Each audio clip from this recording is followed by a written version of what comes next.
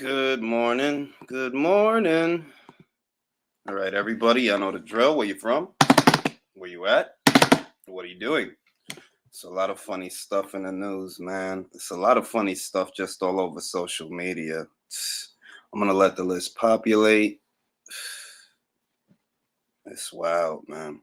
I was watching an exchange between the reigning IBF champion Mary McGee and women's boxing news. Not to be confused with women's fight news. That's Sasha and Susie. Sasha and Susie, good people, good interviews. But women's boxing, that Twitter account, that shit was wild, dog. Like, why are you talking to her like that? Like, I'm excited about Sandy too. Feel me? Like, I'm excited about Sandy Ryan because the nature of the exchange, I was goody. Francis was goody. The nature of the exchange was they was talking about Sandy Ryan stopping Alexandra Vujovic, and women's boxing was just being wild. Like what kind of personality is that to be doing something like that? Like you gonna tag her to talk shit? Like it's wild, man. That's why I said like your social media, like it's just wild, bro. Josh was good. Reaper was good. Long time no see, Reaper. Carlos was good. I'm like, yo, if you go to Twitter, if you have a Twitter account and you go to Mary McGee's account or Women's Boxers account, it's like, yo, dog, like this cat is whoever that person is that runs that account is wild. Like, why you talking like that? Like, maybe they meet, you know what I mean? I don't really think they're gonna meet. I'm not sure that they will, Sandy and Mary, because the way it breaks down, the tournament is this fall. That means by early next year, there's gonna be an undisputed champion because that'll be the next phase of the tournament, right? So beyond that, Sandy probably won't fight for a title till the end of next year or the beginning of 2023. She probably won't fight for a title. Like I think she's probably gonna have a busy 2022, God willing, to get more experience because she's only 2-0. So she's probably gonna have a real busy 2022. Maybe she gets out there 3 times, though that comes out to only 5 pro fights. That's it, 5 pro fights. Is she ready for a title after 5 pro fights? Conservatively, I would say she has the talent and the ceiling. But if it's me, I would give her another. I would give her till the end of 2023. If it's me, if I'm her trainer and her team and her manager, I would give her till the end of 2023. I wouldn't rush her into that because Mary been around for over a decade. Kaylee been around for over a decade. Chantel been doing this. She been doing this. She fought Anaïs Sanchez. She fought Anisha Bashir. She fought motherfucking the Brazilian girl who had a bad sports bra. And if she makes it through the tournament and she becomes undisputed, what you saying at 5-0, Sandy ready for that? So I mean, I don't even entertain that. Like, I would not entertain that. And I'm very impressed with Sandy. Y'all know that. I think she is the goods. Like, I think she has everything it takes to become a champion. She has everything it takes. But I wouldn't like if you gotta go to Twitter and just see the way that this cat was talking to Mary, talking about oh she gonna beat your skinny. Like, yo, these cats is wild out here, B. And that's why I really don't like Twitter. Like, Twitter's good for fast news. It's good for fast news and shit like that. But for other shit, it's just like, nah, man, it's toxic. There are a lot of toxic people that I think have psychological problems. And I mean that. I think a lot of those people that you see on Twitter, they have legitimate psychological problems that either manifest on Twitter or they talk on Twitter in a way that they would not talk in person or in day-to-day life, because who the fuck behaves like that? That's like tapping somebody on the shoulder and just like what's wrong with you, yo? You know what I mean? It's wild. And then what I love about it is how much they like to hide.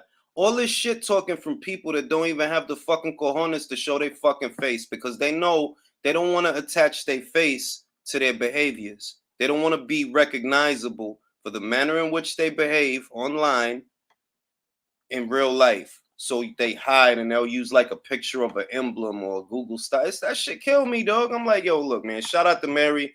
Never did nothing to me. She's a nice lady, very good fighter, very good champion. She knows I'm high on her. She knows I think she's one of the better fighters out there at 140. But it's that women's boxing account is wild, bro. Like, they wild. I seen that shit. I woke up, make my coffee, just sifting through the news, and I seen the exchange. I was like, yo, this shit is wild, bro. Like, and that's why I don't like Twitter, bro. I really don't like Twitter. I use it. because, that's the fastest way to get the news. That's the fastest way to receive information. But a lot of the shit that goes on there, bro, it's like, yo, it's always somebody like, it'll look outside looking in, for example, it'll look like I'm involved in a lot of arguments when in reality, it's people that are trying to argue with me. I'm not trying to argue with them because I say it all the time. I don't give a flying fuck what anybody thinks about boxing except for maybe 5 people.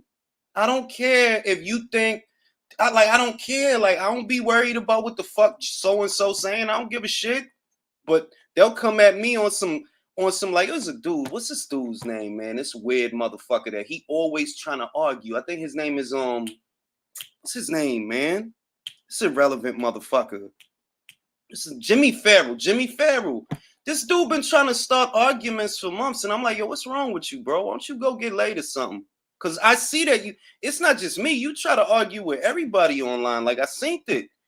Try to argue with everybody online, and don't nobody give a fuck what you talking about. In order to have an argument, like you have an argument with your friend, you have an argument with your girl, you might have an argument with your employees or your superiors. You might have an argument with them. There has to be a middle ground for a fuck to be given. There has to be a middle ground for a fuck to be given. If no fucks are given, the fuck would I argue with a complete stranger?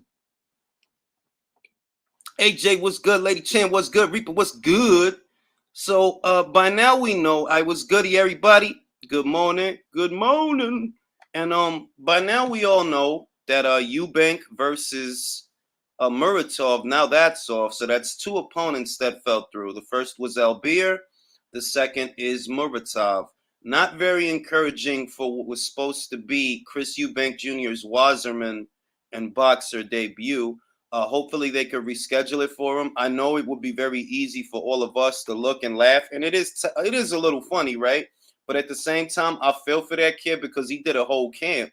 He did a whole camp to not fight. He did a whole camp. All that to not fight. That's like if you getting ready to smash a joint and then you don't get to smash. You done did all the shit and you size and then you don't get to smash. It's like, man, that's fuck, man. That's fuck, man. Eubank is off the card, Grim. The card is gonna go on. Like, I'm gonna see if I can still watch it because I want to see Ebony Jones's I want to see her pro debut. I've never seen her fight. I heard lots of good things, but I've never seen her fight. So I still want to see what she looked like. I believe she campaigns at bantamweight, or she's gonna be campaigning at bantamweight. That's Shannon Courtney, Ebony Bridges, Yuli Hang Luna, Dina Thorsland, Melissa Odessa. I heard Ellie Scottney trying to go down there too, so it's really gonna be hectic down there. It's really gonna be deep because you already, it's wild, bro. It's wild, Carlos. Yeah, bro. Yeah, Virtuoso. He not gonna fight. He not gonna fight.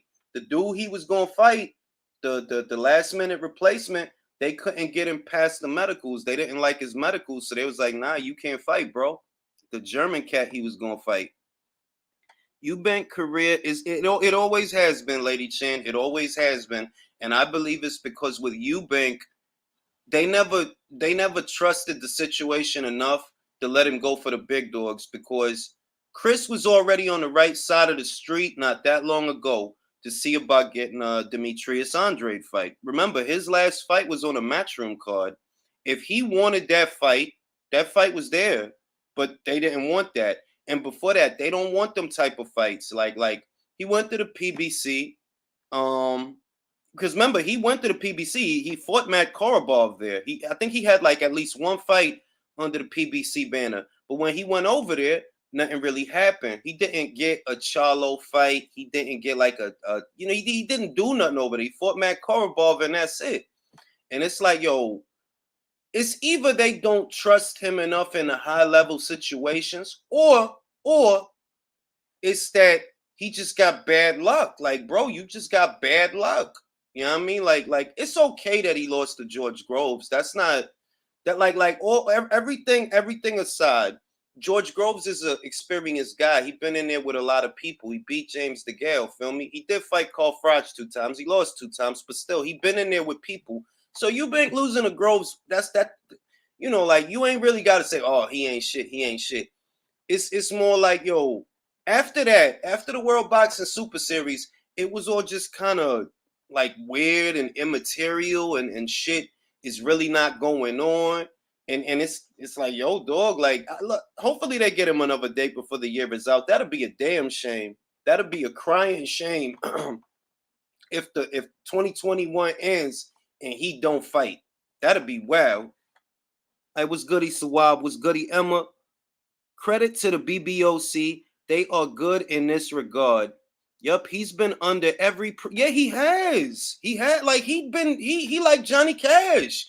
I've been everywhere, man. Across the desert, it's bare, man. I breathe the mountain air, man. Travel out and had my share, man. Chris Eubank's been everywhere. I've been to Reno, Chicago, Arizona. That's Chris Eubank, B. That dude been everywhere. Johnny Cash. Now, y'all know I'm going to talk about that Triller shit, because now Triller wants their deposit back, and I want to open up the conversation to everybody in the chat. I'm going to shoot y'all a link. Y'all know how I feel about it. I'm going to open up the conversation to y'all. I've been to Reno, Chicago, Sarasota,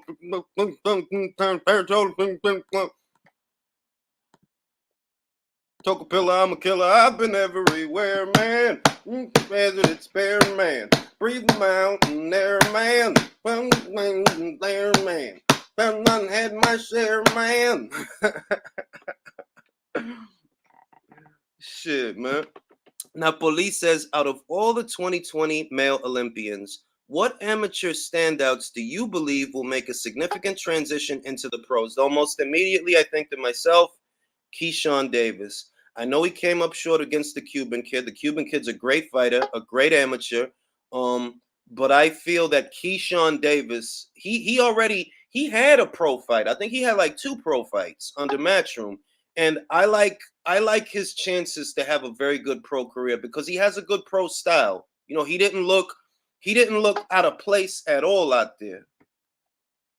Willie Lynch says, your knowledge on the sport of boxing is worth its weight in gold. For guys like me that work a lot, it's hard to keep up with the news all the time, and believe me, I try. Hey, that's what I'm trying to do. That's why it's called the relay, because I get as much information as I can, funnel it all into one place, and relay it to everybody else, because boxing news is fragmented. You have Boxing Scene, the LA Times, Mike Kopinger, Lance Pugmire, Dan Raphael. You have news outlets all around the world covering the same sport, but it's all fragmented. So I try to just pull as much of that in as I can and relay that information to everybody. I was good, Chris. Was good, Sawab. Was good, UK Rob. What do y'all think about? First, let's start with Triller, man. For those that don't know, Triller is trying to get their deposit back now. They literally Nah, you can't get that money back. Fuck you talking about? Nigga, no. Let me set this up. Basically, Triller just wants their money back because unfortunately it's because of COVID. If it wasn't for COVID, this fight would have happened already. And you know, it's unfortunate. No, Chris, that's not true. Remember, they moved it before Teo got COVID. They moved it from the 5th to the 19th.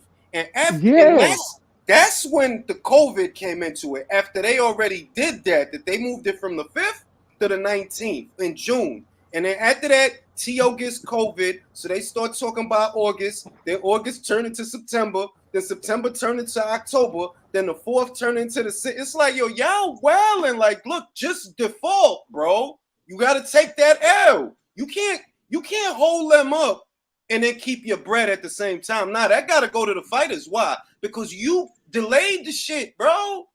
Like, I at least want George and Teo to get that $1 million, that 1.5. That needs to go to the fighters because they didn't get the fight fucking with y'all. They didn't get the fight. That's Teo's fault though, because Teo didn't want to go to fucking Australia. That's his right. He had to have some partial blame in that because he didn't want to go to Australia. I ain't even knocking you. You right. But it's just I don't want it to be that. But even though if it is that bad, like look. First, before we really get into it, right? I just have to say, I don't believe that the IBF would convene on something like this over the weekend. I really don't think they'll convene on it. Like, if they're going to find them in default, I feel like we'll find out on Monday. I don't feel like over the weekend that ruling will come down, but I'm kind of feeling like maybe they will default because it's the neatest solution. That, like, look, dog, you don't have grounds. You don't have grounds to strip him of his status. He signed a contract and you want to move it.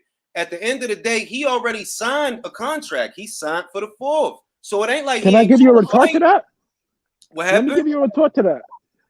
They can find him. They can. Let me give you a retort. They can find him in some sort of you know, they can find him at fault or liable because they gave him a viable option to go to Australia, but Tia wanted to be hard-headed. At the end of the day, I would strip Tia. Bro, it's George. It's George. Triller, this is what Triller's saying. They want George's status as the mandatory rescinded, meaning he's not the mandatory anymore, right? They want that rescinded. That's not fair. That's not fair. That's what I'm saying. I would rather strip Tia. I'd rather strip Tia. That's not all of it. They want, when you enter into a purse bid, you have to make a deposit. They deposited $1.5 million. That's with the 6 that the fight, you know, that they supposed to put in the pot for the fighters. But you heard that big no. They don't deserve that bread back. That's what I'm saying. The only reason you knew what that was how it happened. The only reason they want, and anybody can see this. The only reason you want the IBF to strip George of his status is so you could get your money back. That's the only reason you're saying that. That's literally the only reason, because you see that this is a money pit. And I've been saying this for months, for weeks. Who the fuck puts up $6 million for that fight? That's not a $6 million fight. So either y'all don't know what y'all doing, or like I don't, because I'm like, bro, any of us. They should have fought on Tank today, because Tank didn't sell that much. I don't care what anybody said. You should have fought on that day. Most likely people would have watched Tio. I don't know what they thought. I don't know, I think it was Raging Babe. It was either Raging Babe or somebody in her comments, but it encompasses the situation perfectly. Newbies approach the sport of boxing, and they all seem to think that, yeah, I'm gonna change the game. It felt like Triller thought that, like, oh, you got $6 million to play. No, you don't. The way Triller acted with this, the way they acted with this, the first time I went to Atlantic City, right? I was like 19, 20, something like that. I went over there slinging on the block. Listen, I went over there with just $500 to play, just to play. I lost that $500 in an hour, fucking with the showboat. I lost that $500 in an hour.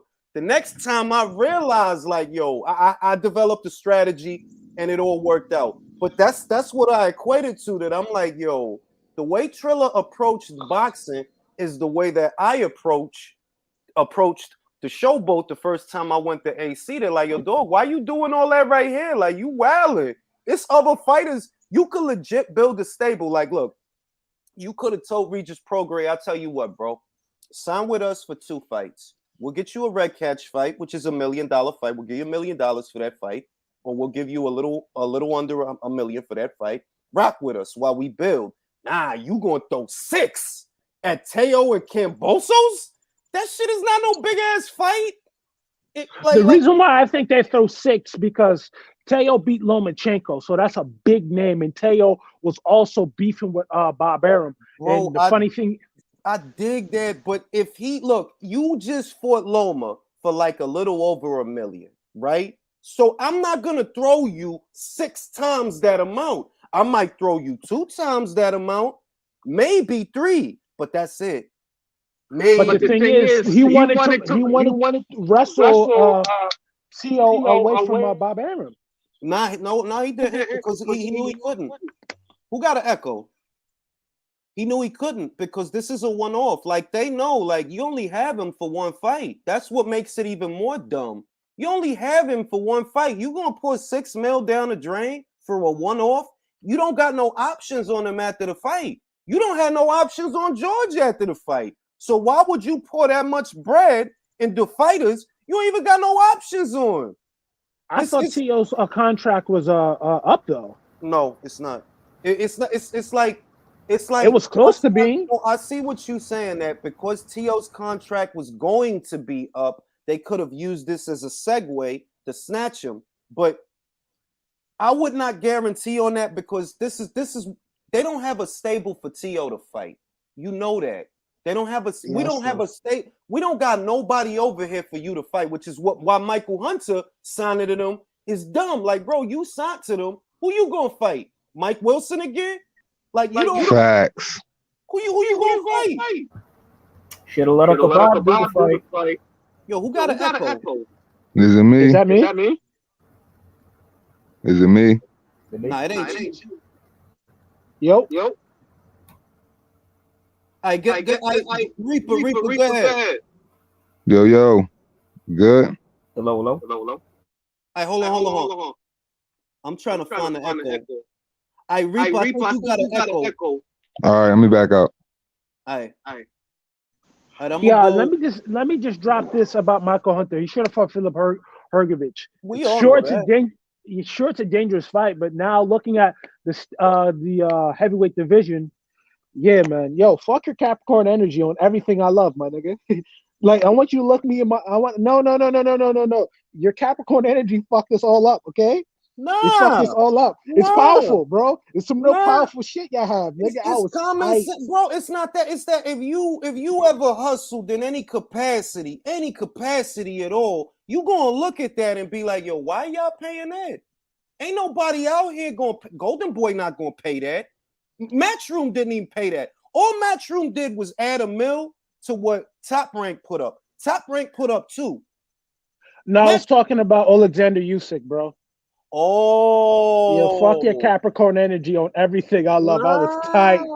Nigga, I was heated, bro. I was heated watching that fight. Yeah, but that's the perfect storm. That's the perfect storm. Like, AJ, look.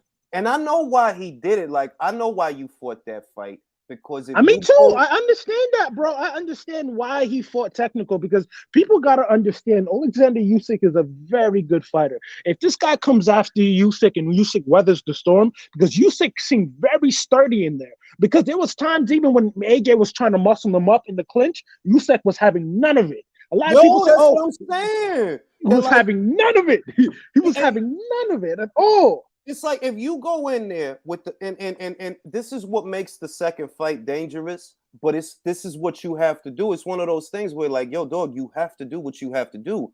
What makes it dangerous is if you go in there and you try to finish the fight, you go in there thinking, I'm going for the knockout. You're running the risk of being knocked out. You're gonna burn through your energy, and if you don't get this guy out of there, he gonna play pinball with your face, B. That's what he gonna do. So I understood why why they wanted him to box. I understand why. It's just, all right, trial and error. You've been there, you did that, and it didn't work. You only got one other option now, bro. You got to go in there and you got to muscle up on him. You got to press him. You got to squeeze him. You got to push him. You got to throw. You got to throw. But the thing is, when Usyk is doing all that jittery, squirrely movement, moving around the ring, messing around the range, guard manipulation, and a fast 1-2, dog. Anthony Joshua wasn't tired because of him throwing punches. He barely threw any punches, and mind you, he landed some of the. Like, in terms of how Usyk got hit, he was the third boxer to land the most punches on him. Yeah. So he was more mentally fatigued. When he sat on that stool, he was mentally fatigued. Like, what the fuck was this? When I saw that, I said, yeah. What he gotta do, and like, look, it's not me being armchair expert, right? It ain't. But we've seen this before in the sport. We've seen this before in the sport. What you got to do is what Canelo did to Golovkin. Fuck it, I'm going in. Fuck boxing, I'm going in. Remember, in the first fight, Canelo chose to box. In the second fight, Mexican style, right? You want Mexican style. All right, I got you. Hold up. And I'm going to come forward, and we going to go. And that's what AJ got to do. Yo, we got to go, B. Like I'm stepping on my jab. Yo, who got that fucking echo? That's me, because as soon as I unmuted the mic, that joint got static. So I'm gonna just back out. No. You saying clear now? All right, bet. This is what I was going to say. Let me finish it up. With AJ fighting Usyk, he's going to have to do a mix of things.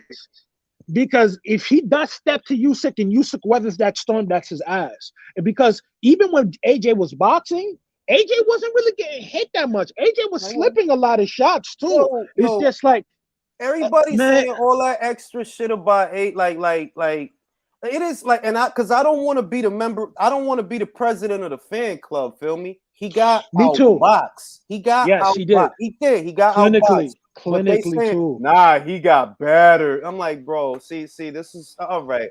He got battered. Because niggas is haters, bro. AJ will fuck they bitch. That's why. You know how it is, bro. Thank you for that. That's what it's like, yo. They see the kid, he's a good-looking kid, he makes a lot of money, and y'all some fucking haters. You mad that? And AJ will beat these niggas to death, bro. Like AJ don't got too many screws wrapped tight, bro. It comes out. It comes out sometimes, bro. Like for example, when they were talking about Ruiz, he was too big. Like the thing is, I was fighting Gerald Miller, who had the whole steroids in his system, the whole pharmacy in his system. He was like 320 pounds. Oh, you're too big for Ruiz. Or Ruiz was like my fourth option after how many people turned down the fight. Look. But now, no. Like, let me finish this. The main shit is this. For all these, and this is the part that get me mad, right? The motherfuckers that y'all like, these other cats that hate on the kid from Watford, keep hating, right? If you were supporting your man, I wouldn't complain. But you punk, broke, bum motherfuckers don't even support your man. All right? At all. That's what killed me. If he not there to bring that money to the division, who gonna bring it? Because y'all not supporting this guy. Y'all not supporting him.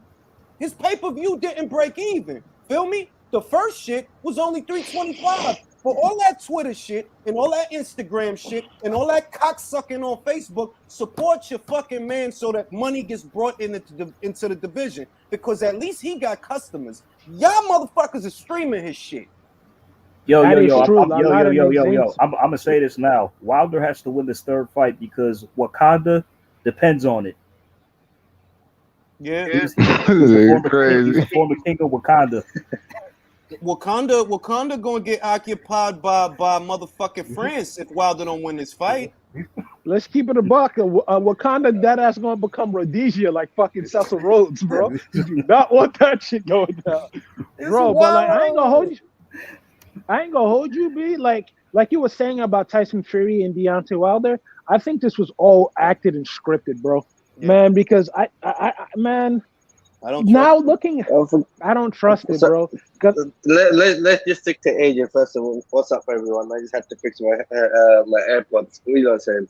Basically, let me just say something about the AJ fight. On Saturday, 9 o'clock, normally I work in a pizza shop here in Chessington. I close the shop exactly bang on 9 o'clock, waiting for the fight to start. I'm literally screaming my lungs off. Everybody looking at me like, what happened to this guy? Is he fighting with someone? The shutter's down.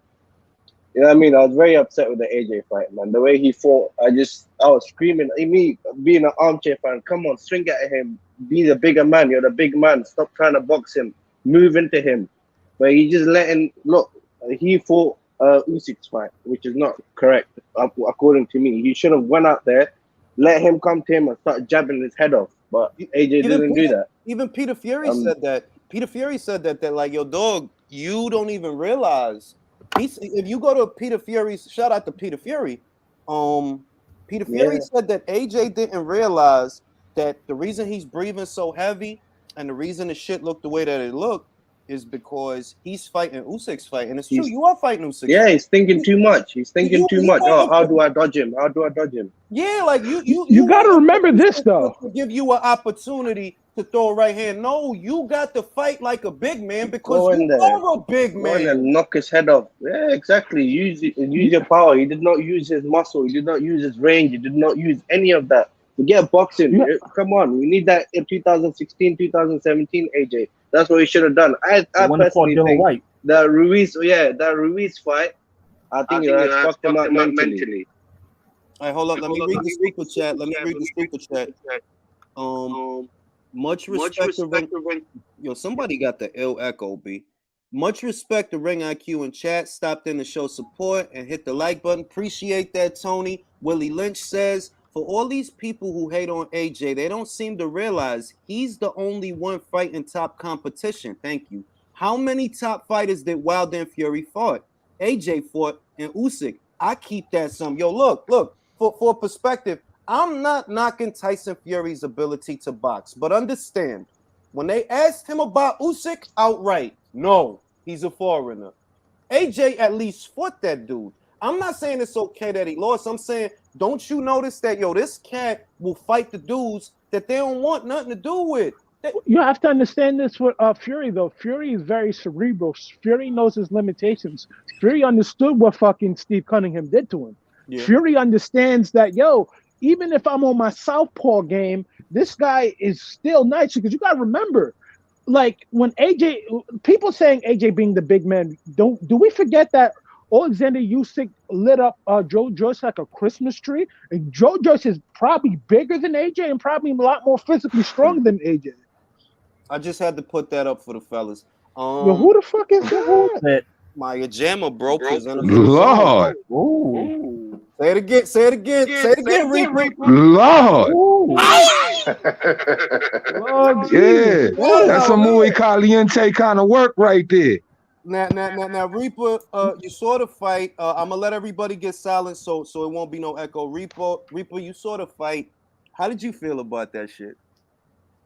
Man, it's just like he fell right in the dude bag, man. Like, if you look at AJ, like, the whole entire fight, I compare it to like a game of double dutch. Every time this man was working lateral, shifting angles, pawing the left hand, this dude just didn't know where to jump in. Mm-hmm. So he basically, like you said, he basically tired himself out by fighting that man fight. You can't go out there and box Usyk, man. You just an inferior boxer. And when I looked at him, it was like, yo, AJ don't know how to clinch, bro. Thank you. He don't know how to clinch it all. So when I'm looking forward, I'm like, what is it? How is he going to be the bigger guy in the second fight if this man can't even get his clinch game right? You can't be trying to put dudes in sleeper holes, B. Like, listen, I think if he's smart, he'll go to Vlad, tell Vlad to get you hip to the jab clinch, and the jab. Vlad's Ukrainian. Yeah, no, bro, but this is real shit. Go to Vlad. Tell him to get you hip to the jab clinch, not so that you could touch him with the jab and set up the right. No. It's to get close to him. You need to get close to him, time up, lean on him, move him, wrestle with him, squeeze his arms, squeeze them. I'm going to say this one more time. Vlad is Ukrainian. He's not going to go against his man. And you also got to remember, he was signed to K2. Klitschko promotion. But see, here's another thing, though, that I noticed about that fight. Like, Anthony Joshua, he can't fight like an amateur boxer, man. Yeah. He gotta put more than one punch, two punches together. Like, he's got to do a lot of things different in 4 months, man.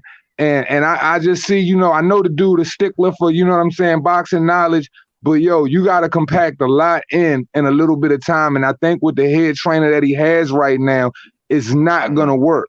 You know what I'm saying? Yeah. So I just don't know, bro. Let me say this. I like to add to that. Go ahead. You know, okay. So Rob Mccracken, you know, he was training the amateurs for the Olympics. You know, this fight left me with some questions about whether this, you know, whether his previous work in the, you know, in the Olympics, you know, took away time from AJ, being that it was in the summer and he had to prep for this fight in September. The way this dude is training his dude is like, yeah, he was training him like it was an amateur, and you can't fight that style, you know, with Usyk, who's very, very good at that, you know, guy who changes angles, very likes, you know, looks like he's more equipped to be a points fighter than AJ is. AJ got to fight that bigger man fight, you know. These aren't just platitudes. This dude had to really like go in there and smother his punches, and smother his work, and not really get comfortable out there, man, and use his size as a leverage. And he does got to learn how to clinch. AJ, the thing is, call me. Eddie and AJ need to call me because I got the plan. High guard, counter right. High guard, counter right. Fuck the jet. Now, my question to you guys is, who does he bring in for a second opinion on this matter? Buddy McGirt. Thank you. He trains his sword, right? Say it again, because there's too many people talking at the same time. Say it again. Yeah, he's training Chisora, right? Yeah, right. Yeah, exactly. He's training Chisora. Like, he right there, bro. He right there. He's training Callum. He's training Chisora. Yo, call Buddy. Yeah. It's easy. Something's got to give, man. I don't think you're Can I going to interject, outbox the boxer. Can I interject? Yeah, go ahead. One thing about AJ and I say Libras, we're very loyal. So at the end of the day, Yes, that is true. If we see somebody that's done right by us and did us well, we're not just going to leave them too easily, and that's our problem. Hold up, Chris. I'm not saying. Let me come in. I'm not saying leave Rob Mccracken. I think Rob, like all this Rob Mccracken slander need to stop. Like, cause I see people like slandering him and all that, like on Twitter, and it's like, yo, Rob is not a bad trainer because Rob got him to them titles, and Rob helped him get those titles back. So it's not an indictment on Rob. He could do what Buddy McGirt, what Teofimo Lopez did with Joey Gamache. He only brought in Joey for the Loma fight. Joey not with him for this Cambosos fight. He only brought him in for the Loma fight, and he helped. Joey nice with the training though. I ain't gonna hold you. Joey is that. Yes, he is. Look what he did with Otto Wallin. Everybody remember Joey Gamache for almost getting killed by Arturo Gotti, which is not fair and shit. But then he did. That was bad. He knocked his. I thought I was the only one that remember. You know, Joey Gamache used to fight, and you know Arturo knocked his ass out. But the thing is, Joey Gamache was a 2-weight world champion too, so we can't take that away. Yeah, not even. That's what I'm saying. Like, you got to give people their flowers. Joey was a champ. Rob is a good trainer. But for this camp, you need somebody. Rob trained Carl Froch, bro. People gotta understand. Carl Froch, not the most skillful guy, got hit a gang of times. And mind you, he only lost twice. Bro. So you gotta remember, Carl is my man. Carl was coked the fuck up. I think it was Michelle Joy Phelps did an interview with Carl. That motherfucker eyes was about to jump out his head and run into the audience. Ring IQ. Can I ask you a question? Go ahead. So, like, where'd you get 6'6" or 7'5" AJ from? Your scorecard. This. Let me explain my scoring. Right, you saw Campbell Hatton versus Martinez, right? Yes. And were you here with me when I was watching it live? They're like, yo, dog, he lost that whole fight, but they're gonna give it to him. Yes, but that's not how you score your scorecard. That's not how you're supposed to score your scorecard. That's all right. I already see this person want to argue. Listen, not because I already see this is what the same thing that happened with Conceição. If you want to score your scorecard based on what you feel in your heart, that's cool. I'm trying to see how the judges have it. That's what I do. Let me say this. Don't interrupt me on my own fucking channel because you're being rude. Don't do that. Because it's like, I don't know who these people are. This has been explained 100 times. If you want to score who you think want to fight, that's awesome. But I'm going to let you in on a secret. I don't give a fuck how you score it in your house. I'm trying to see what the judges are doing. That's what I'm doing. Like the Letterman card or the motherfucking, what's this dude from Fight Hype that he does the unofficial scorecard for the PBC? What's this dude's name? Marcos Villegas? That's what I'm just trying to see what they're scoring. You're doing projection. You're doing projection with the judges. It's not complicated. Like, that's not a complicated concept. Just like newscasters, they try to like project election results. Okay, you saying that right? But the judges are just another person watching the fight too. There's some. Those 3 judges are the only people that are going to decide the verdict. So, bro, let me say this. Let me ask you a question. No, wait. Let's not do this. Don't jump on him. It's just me and him. Yo, listen. Who you think won Conceição versus Valdez? Conceição. All right. Now, who did I think? No, never mind me. Who did the judges have winning the fight? Valdez. Who did I score my fight based on? Who did I score the fight based on? You or the judges? The judges. So in the end, I'm not surprised when I see Valdez with his hand raised. You scoring it based on what you think and what you believe, and that's fucking awesome. You can believe in unicorns if you want. I want to know. I want to know. No. We're not going to do this. We're not going to do this. We're not going to do this, bro. We're not going to do this because this has already been explained, and you be here enough that you know this. You But know let me this. say this. What? Stop getting mad, bro. Let me say this. Listen, okay, if you know somebody wins, why do you care about what the judges say? Didn't I say I was Okay? cool with Usyk winning the fight? No, let me say this. Why do you care what the judge? It's what you saw. It's what you saw in the fight. You're part of the problem. Like, come on, bro. Get him out It's of here, what bro. you Get him saw. out of I'm here. about to, I ain't Yeah, gonna get do him that. out of here, bro. No, I ain't gonna do that, yo. This is reality. This is Listen, reality. listen, No, let man. me Listen. no, stop it, Virtuoso. I'm gonna let you go, but listen. Guys like you are the guys that are running around after Rigo versus Casemiro, talking about Rigo did enough. Guys like you are the guys that ran around thinking Conceição did enough. If any fighter approaches a fight with the mentality that you have, you know what happens? They lose. They lose. Okay, They bro. lose. No. Let me say this. Let me say I'll let this. you talk, bro. I'll let you talk. I'm If gonna be anybody, fair Julius, to please Tito. get this Let me nigga the chime. fuck out of here, Hold bro. on, No, real I quick. ain't even gonna do that. I ain't gonna do that. If anybody approaches a situation like you with all of your idealism, right, from your couch, all they gonna do is lose. That's reality. Yes, Because but they're gonna win. no. They're, Oh, so Conceição won? He got no, the belt? in the He got fans' eyes. In the fans' eyes. Oh, is the fans gonna put money in his Bro, pocket though, belts based on don't the belt that he don't belts have? don't matter, bro. Oh, It's what the fans say Julius, it's don't wrong. matter. please. Belts Oh, don't I love Please, matter. this guy. Julius. I love this Nah, I guy. ain't I love gonna this guy. do Keep that. going. Yo, this Keep dude. going. I love this guy. Please, Yo, Julius. this dude is Get I him love this out guy. of here. Yo, so I hold just on. want to say Man, this real quick. Wait. If belts, you ain't gotta throw something out. I mean, Bro, everybody I ain't gonna bro, have gonna a do different that. I ain't opinion. His gonna might do just be a that. little bit bro. more left. Listen. They're selling belts for like $15 online. They don't matter, bro. That's It's the literally belt that like, Valdez got. The $15 belt online that he could buy. bro. I'm saying it's just about it's about who actually wins. It's about the MMA. best fighting the You best. realize that whether or It's not about you the got a best belt, fighting the best, you bro. realize that whether or not you got a belt, that determines how you get paid. You know that, right? Bro, you sound stupid, bro. I sound stupid. Get Whoa. him out of here now. No, Get him I out of ain't here do that. now. Now let me mute him for a second. Right? I ain't even mute him. He muted himself. Later, Alvarez won the WBO from Sergey Kovalev. Right? They had to renegotiate his contract moving forward so that he gets $1 million a fight as a champion. The second he lost that belt, they renegotiated his contract. Now your minimum, it's not $1 million anymore. Where you This is said, the yo, same. dog, don't fucking interrupt me. The idiot like you would sit there and say that belts don't matter. This is prize fighting, not pride fighting. This is prize fighting. If you ain't got a belt, you ain't gonna get paid the same. And guys that think like you are guys that end up like Conceição. Guys that think like you are guys that end up like Rigo.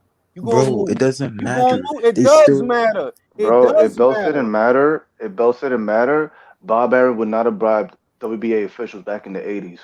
what I'm saying This is is, the bro. cat. This cat. No. Listen, bro. Your argument is belts don't matter because Bro, you at home feel that Conceição won. And what does that get Conceição? I'm just curious. Is you gonna go to Brazil to see his it gives next him. fight? Well, let me say this. It gives him the fans respect. The fans are gonna tune in when he fight. Okay, so with the fans' respect, can he buy a loaf of bread? Fans buy fights, idiot. Oh, so you bought his fight? That was a pay-per-view that you bought it? Stupid ass motherfucker, bro. It's a dumb motherfucker. Like Yo, let me get Bro, this. this shit Yo, crazy, hold on, bro. real quick. That's what I'm saying. No, I'm not going to do that. I got to embarrass him because he thought that he could come on here and be Mr. Altruistic. Yo, somebody got to Is this the same guy? that. Yo, Ring, are you the same guy who said Jerm? Yo, listen, bro. You You the said guy that said you said belts don't matter. you said You said belts don't matter. you So said why was Jermel Trello. I didn't say he won. No, I didn't. I You're a did not say he clown. You won. said he won, I bro. didn't say he won. I did not say he won, and that You're a video was casual. still up. You're a casual. I did not say he won, and that video You was said he still up. won, bro. Bro, You're an you idiot. now you just making up shit because you want to make a point. You sound like You're a a fucking racist. idiot. Yo, You're a you hear this racist. cat? You hear You're a this cat? racist. Now I'm gonna boot you. Listen, you stupid motherfucker. You the one saying belts don't matter, and why was Conceição fighting for one, dickhead? If belts don't matter, why was he fighting for one? So If he had to belts call your don't, racist ability to get him the fuck up out of Wow, here? wow. We didn't want well this. out Julius, here. I told you. Julius, what I tell you. Julie. When I tell you about these niggas, man. Not because I ain't even want to do him like that. But the dude is a I wanted coward. you to do him like Listen, that, bro, because he listen. wasn't. The dude is a coward because as soon as he said that bullshit, he dropped off. I'm like, yo, dog, you sound stupid. How you buy a free fight that's on ESPN? How you buy a free fight? If belts don't matter, then why is Conceição trying to win one? Julius, I already understood why you score your fights because this was the main topic. Why did you score the fight the way you scored it? We know in your heart of hearts you scored it for Conceição. We understand that. Yo, but at the end of the day, I know, but at the end of the day, you're scoring from the judges. Let me explain the shit for the slow motherfuckers that don't know. At the end of the day, you could score the fight 7-5 Conceição, 8-4 Conceição. The winner of the fight is not determined by you. That's reality. If you want to score the shit for Conceição, you go ahead and do that. But based on my scorecard, I already know how the judges have it. And it's that simple. The judges determine the outcome of the fight, not you. You don't matter. You the one buying free fights to come on ESPN. That's how smart you are. Goofy. Bro, I was kind of on this side until this dude went out of pocket. Listen, it did came as a culture shock when AJ, lost to Usyk, and the judges got it right, because you saw what happened with Campbell Hatton, right? Mm-hmm. And then you're thinking, all right, there's going to be politics involved, if it goes to a decision, being that there's a lot of money involved in AJ going undisputed. So, it's not really like I was trying to cap for the system, but like it is what it is. We're trying to tell the truth here. Boxing fans don't got no common sense. You literally watched on that card. Campbell Hatton did not win a round, and you asking me why do I think the judges have AJ up? Because Campbell Hatton didn't win a round, and they still gave it to him. It's common fucking sense, bro. It is. Dog, nigga, my nigga, that's why I told you, boot that nigga. Like, I was so pissed off hearing this nigga, this soft-speaking ass nigga. Oh, my God, you're casual. You're shut the fuck up, man. Like, you niggas, man.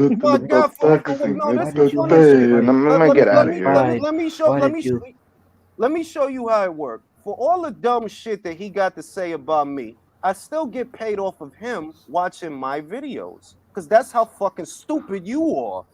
Take your own advice, bro. If I'm a casual, don't watch me. Don't come to this channel so I don't get no bread off you. But the way it works, because you're stupid, I still get bread off you because that's life. And in boxing, it's based on the judges, not you. It's based on the marquee value. Sometimes it ain't even based on the boxing. How the fuck does Campbell Hatton win a 6-round fight, a 6-round decision, and he lost every round? I could have told you the fucking guy's losing the fight. Anybody could watch the fight and tell you that, but I'm trying to figure out what the judges is doing. That's why knockouts matter. Thank you. Hey, but sometimes you gotta keep niggas like that on the, on the live, so you can realistically let people hear that there's really this type of stupid motherfuckers in the world. Like, you gotta do it, bro. But like this shit is jarring though. Sometimes you're like, yo, this nigga really that retarded? Like, is there really people out here with that type of logic? I'd be like, bro, I'd be shocked by this. After he said that slick shit at the end, he dropped off. After he said that slick shit at the end, it's a lot of chicken shit motherfuckers in the world. At the end of the day, in boxing, all right, marquee value, it matters. Politics matter. Liam Smith went to Russia. He fought Kurbanov. A lot of people think Liam won, but I could watch that fight and tell you the judges don't have him up. They don't. I'm sorry. I know you think he won, but the judges don't have him up. That's the way it is. But it's funny. It goes opposite to your marquee value, because if everyone in consensus wise for hardcore boxing fans, Liam Smith was the former multiple-time WBO 154 champ, and he didn't even get a decision in the other man's country. So that shit crazy, bro. For the most part, like, let's say if Jose Luis Castillo got the nod against Mayweather, he would have been right. But at the end of the day, marquee value said, yo, the first fight, we need Floyd Mayweather to win, and Castillo didn't win. Chris, if you fill up 20,000 seat arenas, right? Let's say Chris is a marquee value. Let's call him Money Made Chris, right? Don't do that. I'm gonna call you Packy Chris. It's Packy. No. Just call me C-Math. I'm gonna call you C-Math, right? C-Math sell 20,000 tickets. C-Math sell out arenas. C-Math sell out pay-per-views. If I'm approaching a fight with C-Math, I got to know I can't let it be close, because whatever, if the rounds are close, they're gonna give it to C-Math. They're not gonna give it to me because I can't sell a high school auditorium out. They're gonna give the rounds to the marquee fighter. That's common sense. So if you watching a fight like Valdez versus Conceição, for example, and this happened in Canelo versus Lara, where it looked like he outboxing him, he fake outboxing him. No, you're losing because you can't fight at this level doing that bullshit. It won't work. It didn't work for Lara. It didn't work for Conceição. It didn't work for Rigo. It's not gonna work. Now, as many times it worked for kind of Canelo though, because he was marquee against Golovkin when he started the box. But don't that feed my point? The crooked shit is there. The crooked shit is there. And if you don't factor the crooked shit in, you're a fucking moron. The WBC is crooked. The judges is crooked. So if I want to know who's winning a fight, I got to pay attention to that crooked shit. When I was watching Dubois versus Joyce, right? It was me, Mark, Beats, and I think John. Beats, John, and Mark had Joyce up. But I said, I think the judges got Dubois up. At the end of the fight, when the scorecards was released, who the judges had up? Dubois. It's common sense, bro. You know what's weird though? Oh, hello. I haven't had a chance to talk yet. There was a lot of interesting stuff going on. What was weird? So back when Usyk fought Maris Briedis, is Briedis the first world champion from Lithuania? I think he might be. Latvia. He's Latvian. I think he is, and I do think he is the first Latvian champion. Yeah, they fought in Latvia. I thought that was a very, very close fight. I've watched it multiple times, yet they gave it to Usyk, even though for the Latvian, you'd think they would have given him the rounds that were swing, but they gave him to Usyk, and that very much surprised me when I watched it. You telling me that was a fight where I honestly thought Usyk might lose this thing because I thought Briedis won.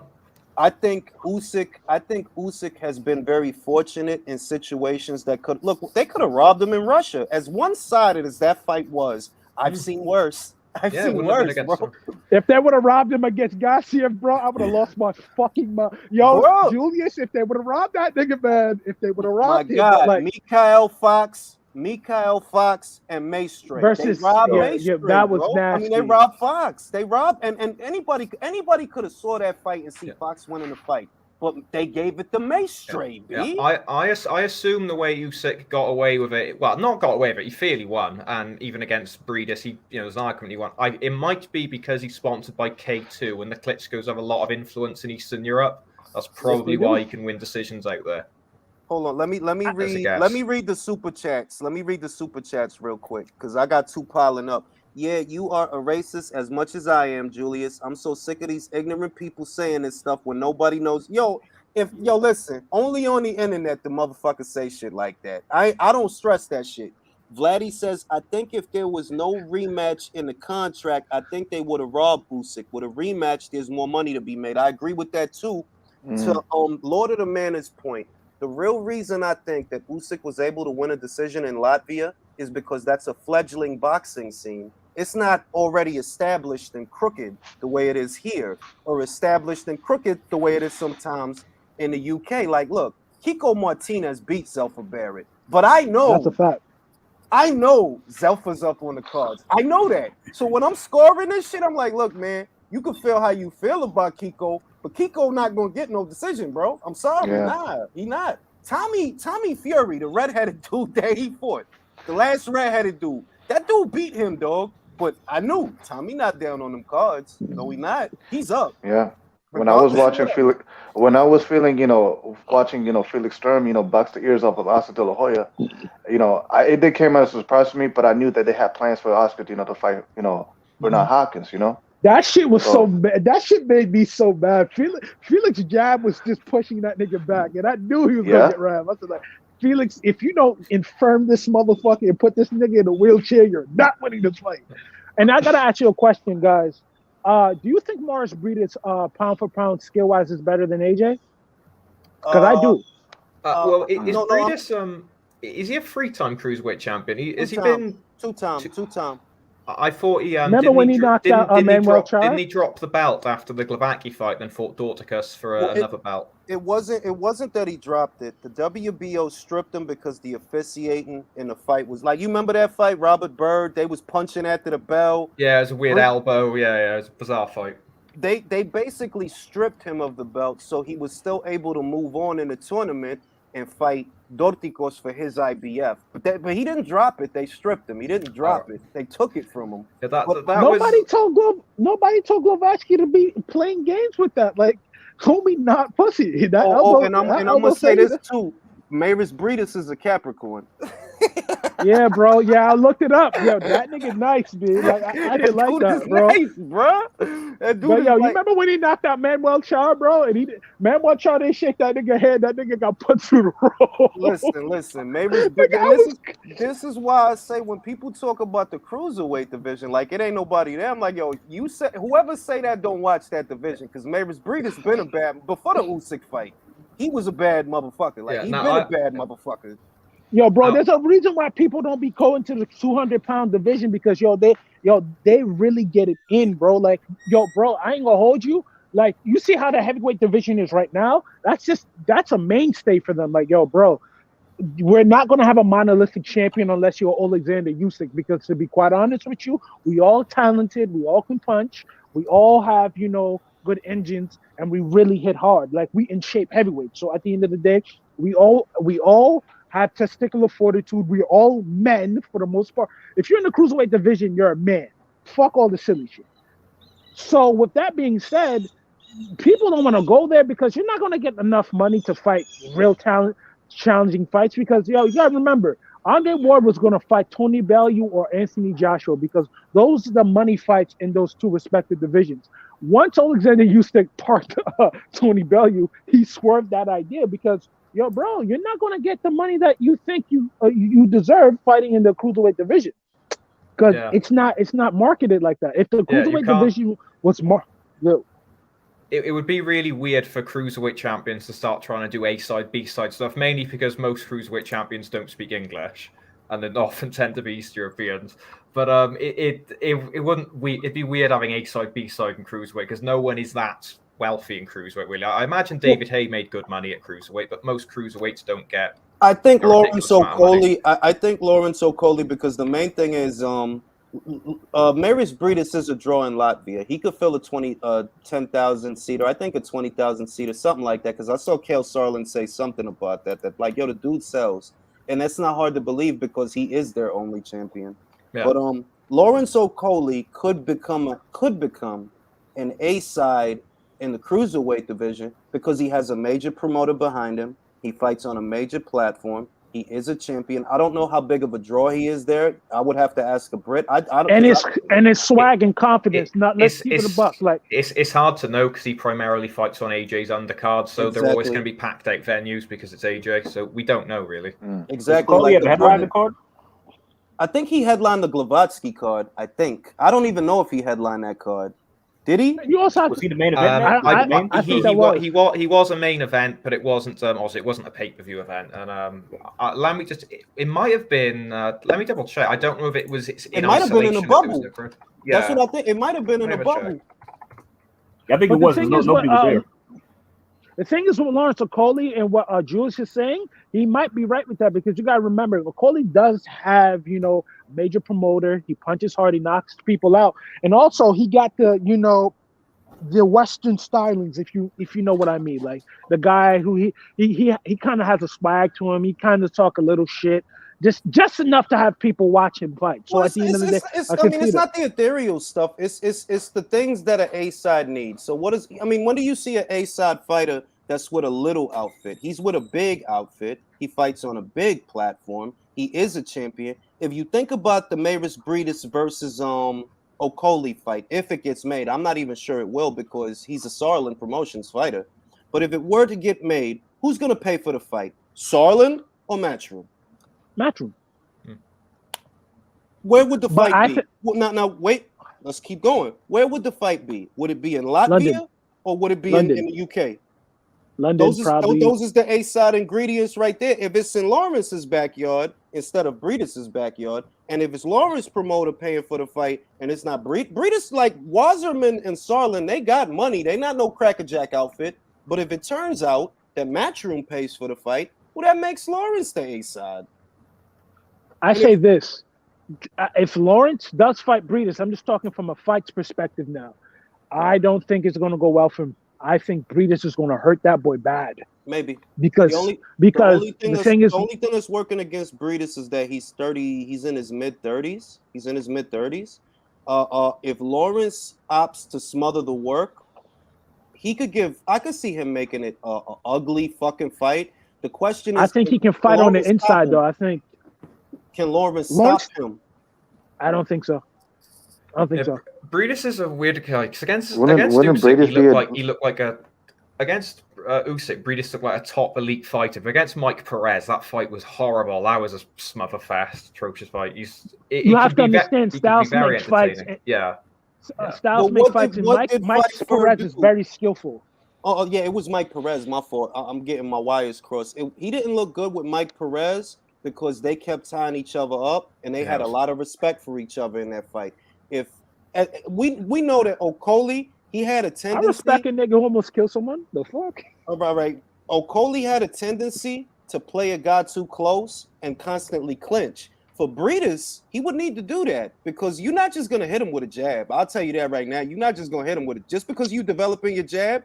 That ain't gonna work on him. Dorticos has a better jab than Okoli, and you see what Breedis. Dorticos hits harder, in my opinion. Dorticos ice niggas. All right. And you see what Breedis did to him. So that's why I said it's not going to look good for Okoli because Dorticos is what Okoli would want to be. Yeah. But as we saw what Marsh Breedis did to Dorticos, he nullified that 1-2, and after that 1-2, boom. The thing is with Lawrence Okoli, I can see him doing well against Breedis. Is the body shots, but Breedis tucks up pretty well. So everything in terms of skill and boxing IQ, I see on Marsh Breedis' side. Listen, go ahead, Lord of the Minute. Yeah, I remember when Andrew Tabiti was on the up and up, and everyone was saying, all the PBC guys saying, "Oh, he's going to crush everyone." Then Dorticos just blew him out. Bro, like you said, gift wrapped him, nigga. That was so nasty. Listen, I was at work when the fight went down, right? So I'm coming out to 7-Eleven. I just got out of work. I'm getting my coffee. I sip my coffee as I lower the cup to look at on the zone. This dude is laid. I'm like, yo, what happened? And y'all seen the fight, the whole fight. He did not want to do nothing with Dorticos. But it wasn't that bad of a fight. He cut up Dorticos. The jab was landing for Tabiti. Tabiti just needed to throw more shots at Dorticos. But Dorticos right hand. One thing I tell you about that man's 1-2. Why you think he didn't throw? He felt that power. Like, nah, I'm good, B. I'm good. Let me. But yo, if you saw the finishing right hand, that shit looked like a worm, bro. That shit just looked so weird. But that shit landed. That nigga got gift wrapped, like you said, like bro. And he ain't fought. You know that, right? He ain't fought since then. He ain't fought. He need to go to Bridgerweight. I think he's a really good cruiserweight, bro. It's just like yo, he don't throw up against a guy. Bro. He fighting like a welterweight. Which he fight like a welterweight or a middleweight at cruiser. You can't do that. All them guys up there punch. Okoli punch. Breedis punch. They throw punches. They punch, bro. Even the French guy, Arslan Goulamari, he punch, bro. You gotta punch. You gotta throw. This ain't the division for you to be trying to be all slick and shit. You got to punch. You got to get respect. Like motherfucking who's that dude that Breedis looked bad against him? Not Mike Perez. I think it was what's this dude, man? Noah Gavor. Yo, dog, like, he got Mavis respect. Like, he ain't treat Gavor the way he treated Dorticos. You gotta give respect out there, bro. And I ain't gonna hold you. Breedis didn't win that fight. Breedis did not win that fight. But back to what you were saying about the judges and all that. I'm glad we brought this up. Now, I knew Breedis is looking doo-doo, but I bet you he up on the cards. I bet you. And was he? Yes, he was. I'm trying to tell you, like, you got to stop scoring. Like, anybody could sit there and look and say, oh, well, I think he won that. I don't care what you think. I want to know who's going to win. Y'all, how y'all doing? What's up, Ring? Y'all can't talk about my man Dorticos without me. I used to call him Doritos because it sounded better, but Dorticos, you can't talk about it without me, man. I'm one of his biggest fans. Uh-oh. Yo, bro, you going in and out. Yo, Dorticos hit him. That's what happened. Dorticos just came in and punched him, and now he's asleep. Right in the back of the head. Right in the back of the head, too. Yeah, he's bad motherfucker. I think I lagged out. But anyway, like, as soon as he knocked out Kudrajov, I was like, bruh, I'm your biggest fan, bro. Like Yeah, man, that's because Kudrasov be putting niggas in graves, bro. Yo, look, did you see how he looked up was at my him? kid. He looked up at him like he was Jesus. Like Bro, why you hit me like was, that? Bro, Kudrasov was so heavy-handed, bro. Like there was literally a time where the dude was trying to escape off the ropes, and Kudrasov just kind of slapped him. And you saw like his head fly back. I was like, dang, this dude hit hard. The Dorticos made him look like a fool that night, right? Except for he looked up at him like he was waiting for breast milk. Like you see, wow. You know how I know Kudrasov hit hard? You know how I know? You know how I know Kudrasov hits hard? I remember there was a guy named Juan Carlos Gomez. Prior to Vitaly Klitschko, he was a beast in the cruiserweight division. One of the best cruiserweights of all time, actually. He had multiple wins, world title defenses. He fights Vitaly like every smaller heavyweight or like fucking light heavyweight coming up to fight Vitaly. They get raped. They get beat up. They get destroyed. Yeah. Kudrasov fought Juan Carlos Gomez, hit him with a hook right hand, put that nigga to sleep in seconds. I was like, oh shit. Because Vitaly, we know Kudrasov hit hard. But he don't got no chin, bro. He don't that's got no chin. That's a lot of punches though. That's a lot of punches though. No, and to be fair, that's true. That like a lot of these guys, with the exception of Dorticos, because Dorticos has a chin. That it took a lot from Gassiev to get that guy to fall down. It took a lot. Dorticos Mike Tyson too. Yeah, he got a chin, and that was because of his neck. Like he had a real thick neck. That's a shock absorber, so his brain don't get all jostled. But Kudrasov can't take a punch, but like he can't, bro. Like wrong month. Julian Jackson can't take a punch. Who else?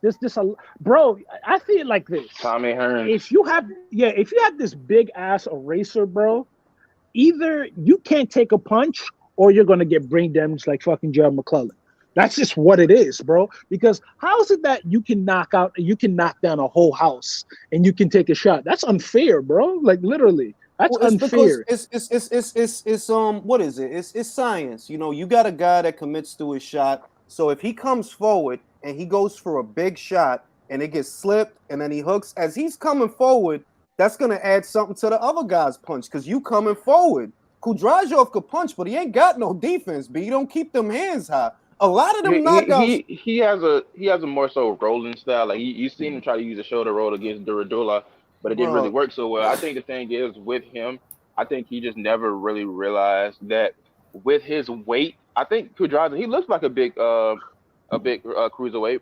So the thing is, I think stocky, he just never not tall stocky. Like he brolic, like he real. Bro, did you see his brolic. arms, bro? Like I swear, I know there's some big Russians out there, but Kudrasov look huge sometimes in these fights. I mean, for me at least, I don't know because it seems like. But what's the niggas whistle on that shit of his? He not so big no more.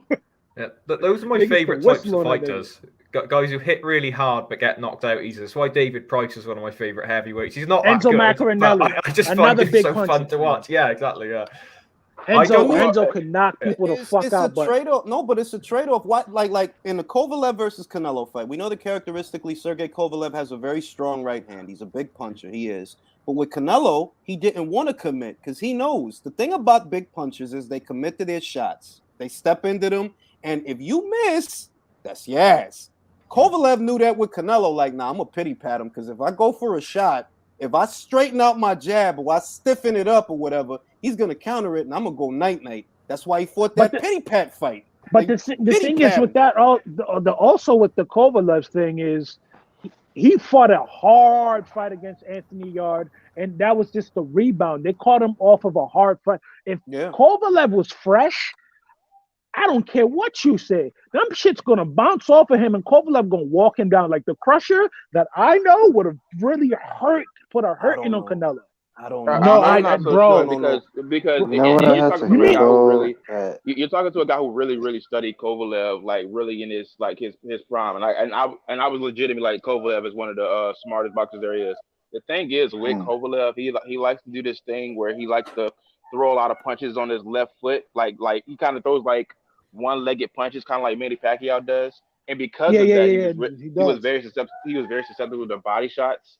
And I kind of think that Canelo would probably take advantage of it. I don't think it would have been as, in a sense, how do I put it? It wouldn't have been as passive at the fight we got. It probably been a lot more aggressive.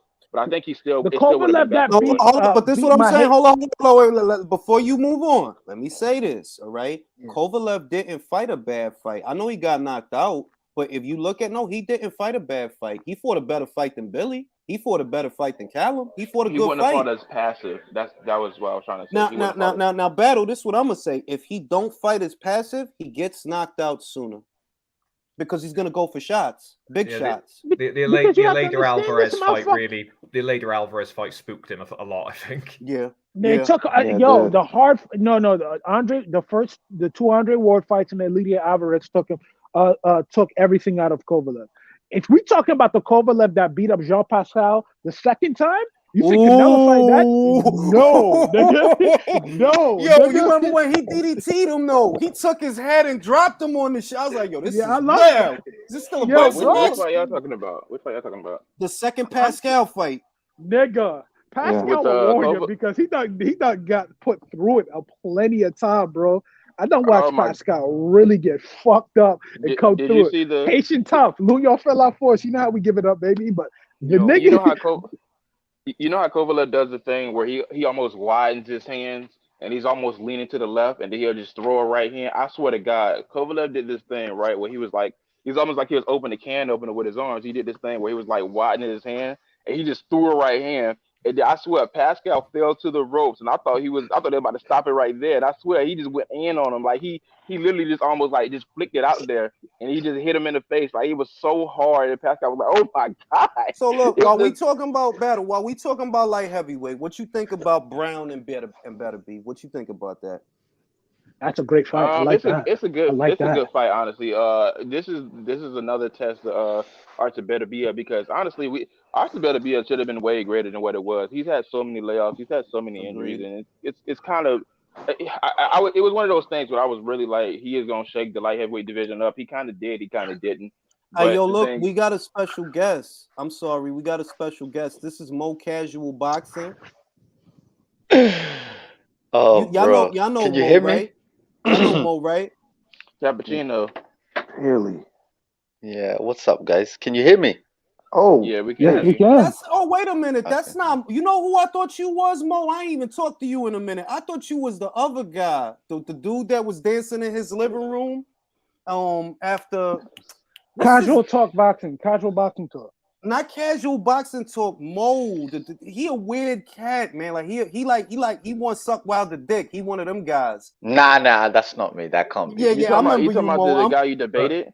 Can you at least pretend? Can you at least pretend to be that guy? It'd be more entertaining.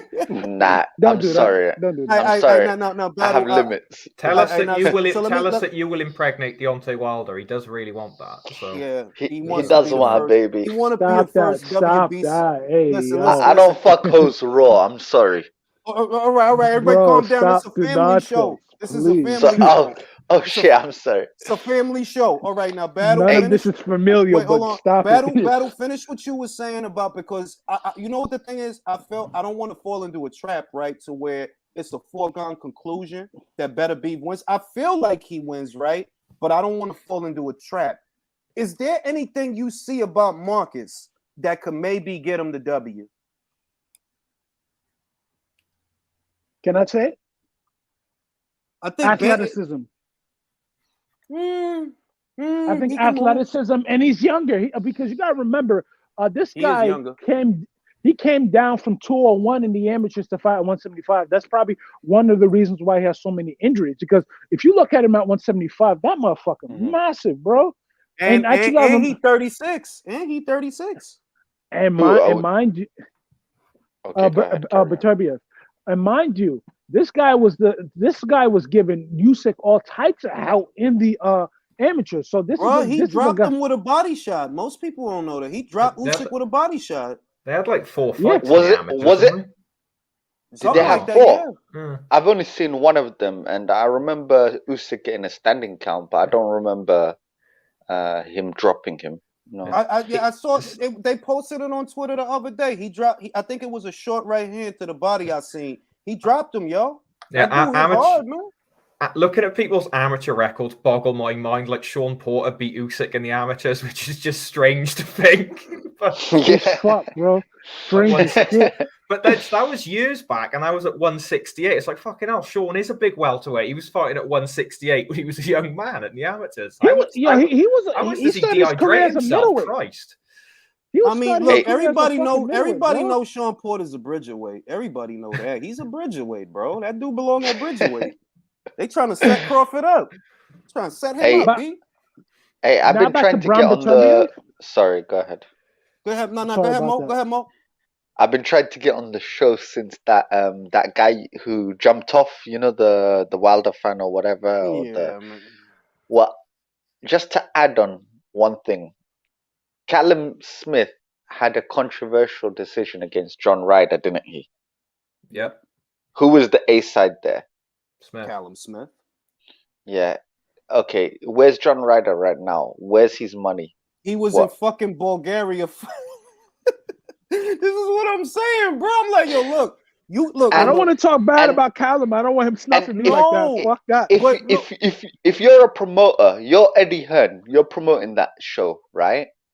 You got Callum Smith and you got John Ryder. How are you gonna sell John Ryder Canelo? Fact.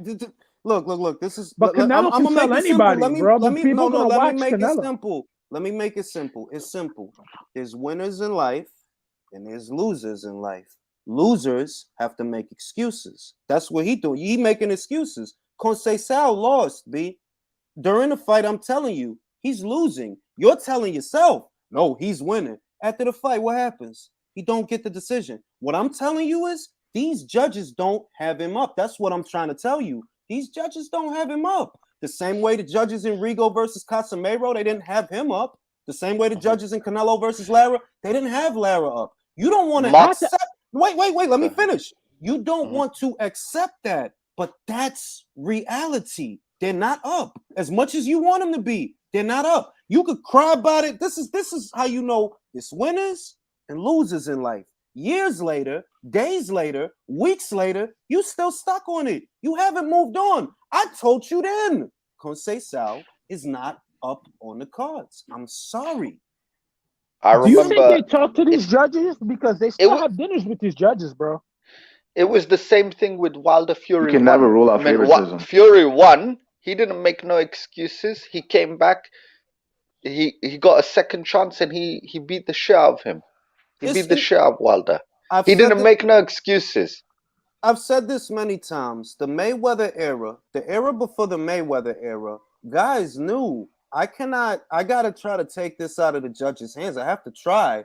The Mayweather era, because he was so good at his craft, he could win a decision dominantly. And it feels like people became more comfortable with fights going to the cards. But ideally, you don't want it to go to the cards. Yeah, you don't know what's going to happen. Want to. Like, honestly, guys. Exactly. If you know what? If you listen to Jackie, hold on, Battle, ahead, then go Virtue. Ahead. Hold on, wait. I'm gonna pick the order. I'm the host of today's pleasantries. Battle, then Virtuoso. Battle, Virtuoso, then Lady Chin. Okay, Battle, go ahead. Well, if you listen to Jackie Blackburn, which is the trainer for Joe Louis, right? He was real strict on Joe Louis, and he told him, like, if you lost the fight, like I think when he lost to Max Mellor, he was like, you didn't keep your hands up, and you just wasn't you wasn't keeping up like I showed you. And the thing was, he kept it a buck. Like he would tell Joe Louis, hey, if you trying to go for this fight, and you trying to and you fighting this white American heavyweight champion, don't go for the cards. Knock this motherfucker out. He was real like, in a sense, stern that way. That he would just talk like that. He would be like, knock this motherfucker out. You know they ain't gonna give no black man no decision over no white man. So just knock him out. But Battle, wasn't he telling the truth though? He was telling the truth. So I was kind of like, why don't most trainers get this? Like, you know that home field advantage is very strong. So why don't you just go? Here's the thing. I think most fighters just aren't trained enough to be natural killers to where they can go after somebody. You know, like, we don't have people like Tommy Hearns who can just box the whole match and be like, you know what? I decided I'm going to knock you out one day. I'm going to knock you out the last round. But most fighters just aren't trained to that extent to where they're just like killers like they were like in the 80s and the 90s. So the fact is, most people have to go after the cards because they don't really know how to apply that pressure to get people like, oh my God, like I'm about to be out of here. This ref is telling me to show me something. I'm about to be stopped.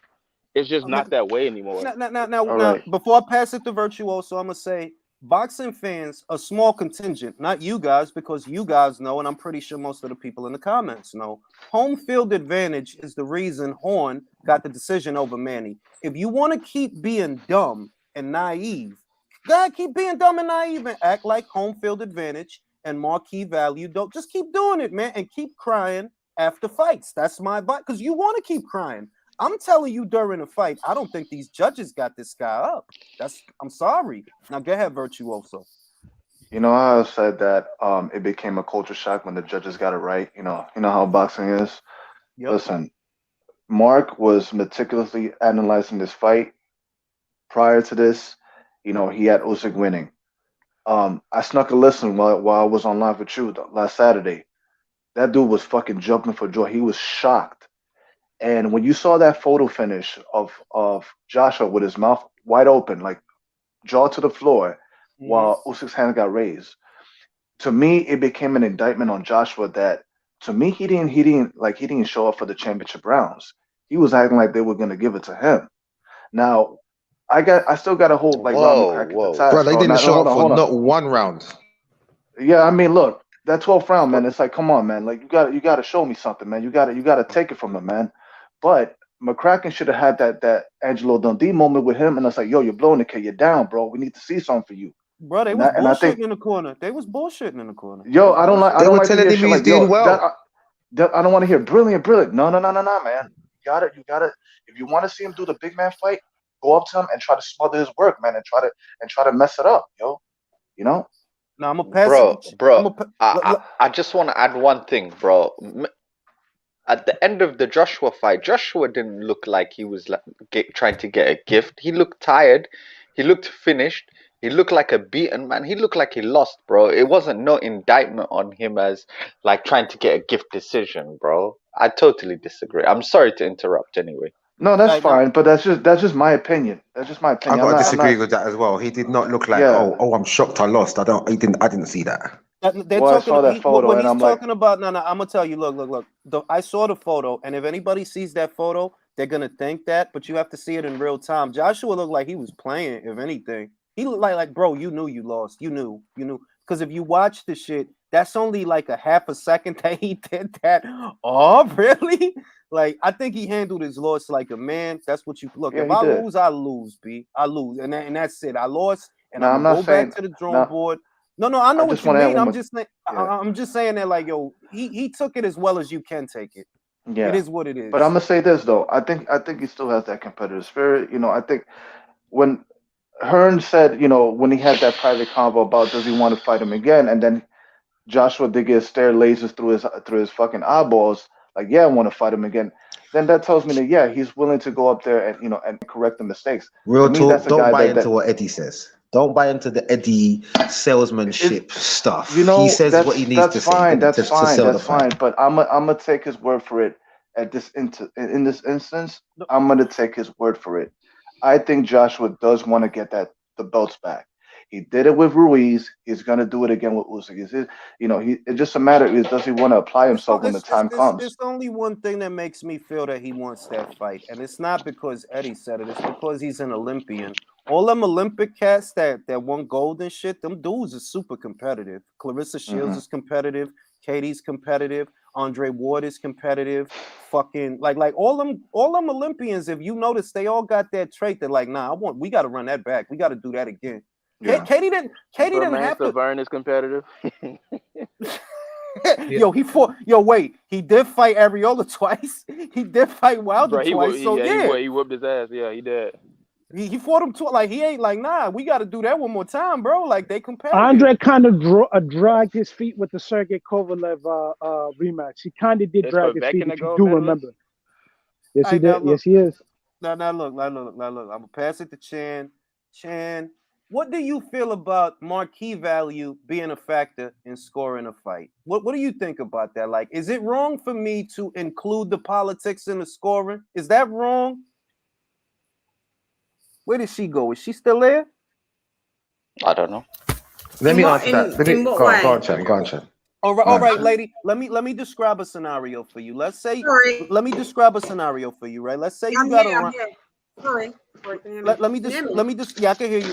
Yeah. Let me describe a scenario for you, right? If you got a round where neither guy really got off a lot of power shots, both guys are just fencing with their jabs, a lot isn't really happening, nobody's really setting themselves apart in the round, and you have a marquee fighter, right? Guy that sells a lot of tickets, and a not marquee fighter, but it's a close round. Who do you think the judges are going to give the round to?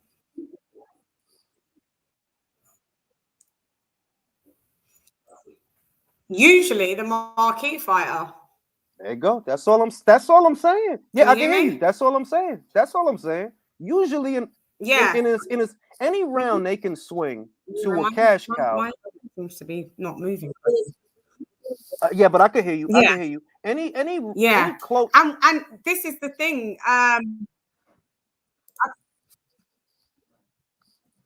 Connection's a little poor. Yeah, I don't know if it, guys, is your internet? Is it glitching for you? Like I hear you going in and out. Like Is it glitching for you? Because it's really glitching for you. Do you know? Do you know what it is?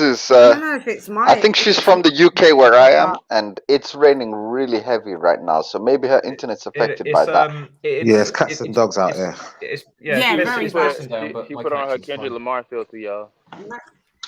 But just I can hear you now, though, Chin. Go ahead. I can hear you. Yeah, what I was trying to say is that yeah, you can hear me crystal. What I'm trying to say is that that was a weird one because in certain aspects I look at it, the Joshua loss and how he reacted it in two ways. First way, he looked like he was defeated. He looked like he was defeated by the time he was sitting on the stool.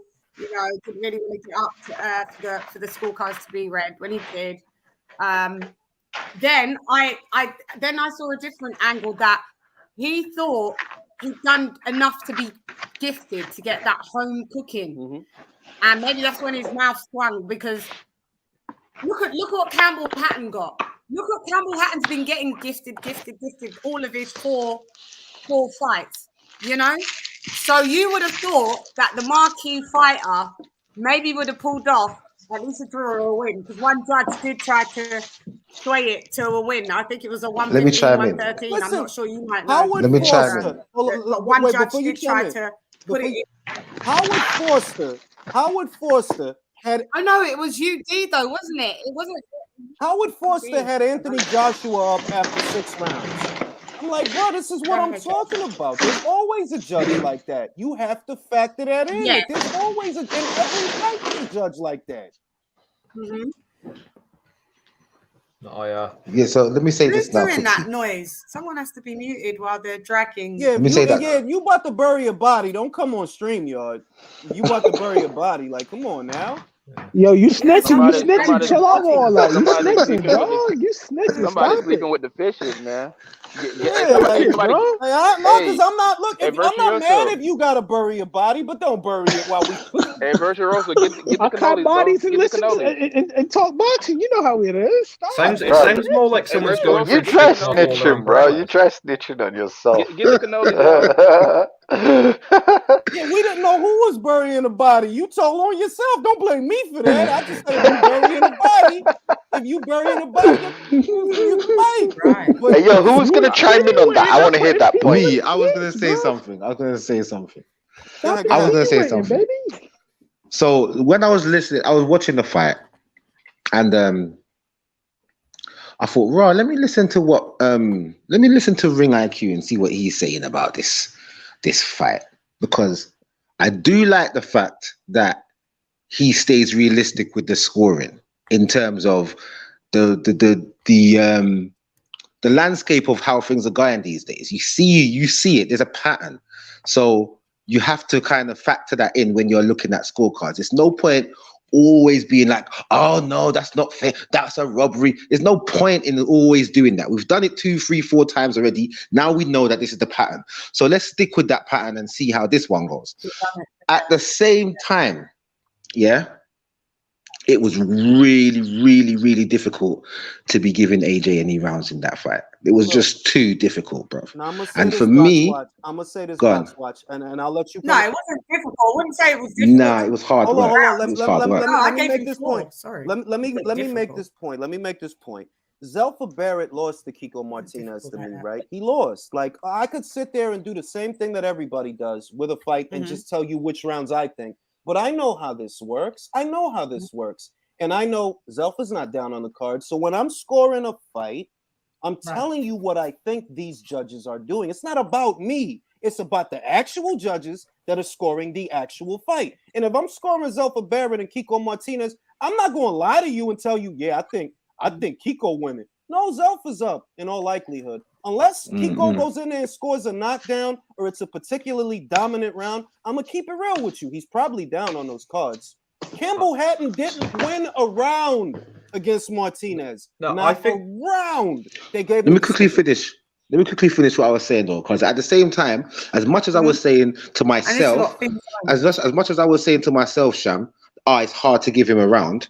I know that there's going to be people that are going to give him a round, or the rounds that I'm thinking are hard to give him. I know people are going to give him those rounds, so I know that that's probably going to reverberate round to the judges. They're probably going to give him a round or two that I don't believe should have been given to him. That fight, the way he approached that fight, reminded me of how he approached the Joseph Parker fight, which I scored him losing myself personally. I scored him losing a close fight there. So I could see that, you know what? Yeah, I can see where they will give him a round. I can see where they give him 2, 3, 4th rounds. I can see this fight turning out to be a draw. At the end of the fight, I could see the judges giving a draw. So I was actually pleasantly surprised to see that they scored it how it should have been scored. I was pleasantly surprised. But watch this. I was surprised. Now, how can you be surprised when the right man wins? It's because of the landscape of the judging these days. It's just how it goes. We just went through this with Mikhail Fox and May Strait. The Minnesota Commission, they decided, and this is the sad part, they told them to overturn the decision based on everything that happened. They didn't overturn it. The decision stands. They still have it that Fox lost. This is boxing, bro. And we go through this every other week. So if I include politics into the scoring, hey, listen, score it how you want to score it and cry about it after the fight, because you must like doing that. But I'm trying to understand what's happening in front of me, because I know these judges, and these judges characteristically ain't fair. They're not. You either hip to it by now or you not. You either hip to it by now or you not. That's the thing. If you're a boxing fan, you can't just keep on crying about decisions. My scorecard, because we just know how it's going. We see it. But go on, lady. No, sorry. you can't. But can I tell you my scorecard? My scorecard for no worries. My scorecard, I gave Usyk the first round, Joshua the second round, Usyk 3 and 4. I gave Joshua 5 and 6. I gave Usyk 7. I gave Joshua 8. I gave Usyk 9 through 12. And I'll say this for me, when I first watched it, because I was calling the fight live, I thought Joshua only had 2 rounds. But when I watched it, I think Joshua only won. Wait, let me jump in, Battle, and I'll pass it to you. I gave Joshua clearly maybe 3 to 4 rounds, the max. Clearly, that's a Joshua round, right? But there was some rounds. Towards the end that I'm like, look, Joshua's holding center ring. I don't know. That might be enough. They're doing a lot of fencing. I don't see a lot of. I see that the straight left hand is there, but I see Joshua getting off, right hand every so often. I'm not. Hey, sure. Julie, let me interject here. Even in certain Anthony Joshua rounds, Usyk came back in those rounds, so they were very, nip and tuck rounds that Joshua won. Swing. Yeah, they were let me speak on this. Like here's the thing about the fight. I can tell you clearly the rounds I gave Joshua. I gave him the second round. I gave him the 5th round. I gave him the 6th round. And then after that, I'll never forget, the 7th round was really close to me, but it was a point in the fight where I get the feeling this is where everybody gave Usyk the round. Usyk threw a punch to Joshua, and Joshua stumbled back, and it almost looked like he was hurt. But then again, if you look at the fight, he literally got tripped. He literally got tripped over Usyk's foot. So the lead foot advantage, bro. Yeah, so Joshua was literally, he was actually getting punches off that round, but I know that. Listen, Southpaws get knockouts like that. Listen, Southpaws get 10-8 rounds like that. We go through this all the time with an orthodox fighter and a southpaw. Why? Because they're both doing this. While they're circling each other. Where normally they're crossing. So it's gonna happen. And I get why people gave him the 7th round. So I was like, cool, fine. I give Usyk the 7th. So I'm pretty sure, and most people, at least when it came to Ring IQ's channel, when it came to round 7, it was even because I already had Usyk winning the 1st round, and I had him winning the 3rd, and the 4th. I had AJ, however, winning the 2nd, the 5th, the 6th. Now, mind you, after that, I gave AJ the 8th round, and then I think the last round I gave him was, I think it was the 11th. So I had it 7-5 Usyk, but at the same time, it was a couple of rounds that I thought were kind of like swing rounds because there were times where they would both be back and forth, and I'd be like, wow, this round is very hard to score. Now, Battle, listen. You have it 7-5. Let me do this.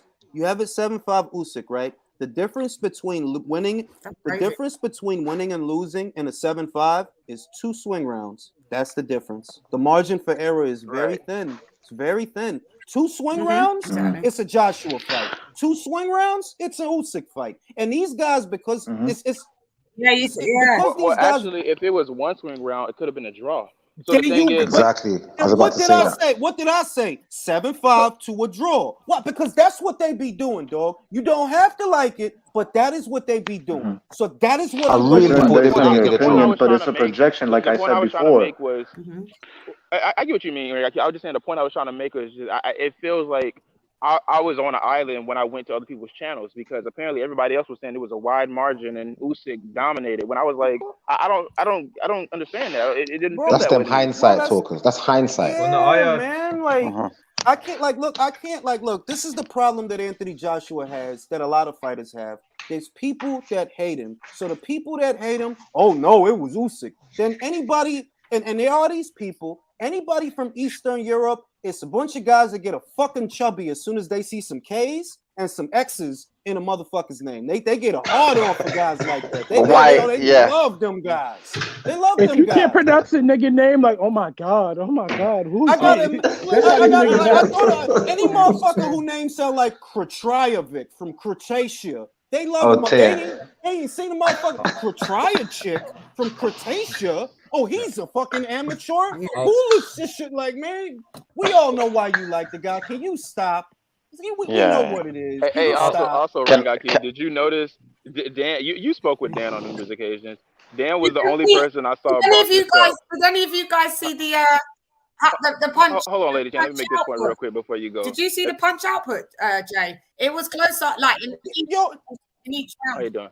It was. This is what I mean. And like, I'm not trying to, and I know that's what I'm going to be accused of. I know that's what I'm going to be accused of, but it's not about, oh yeah, crying AJ a river. No, I'm telling you, it's closer than people thought, but he did lose. Yeah, he lost.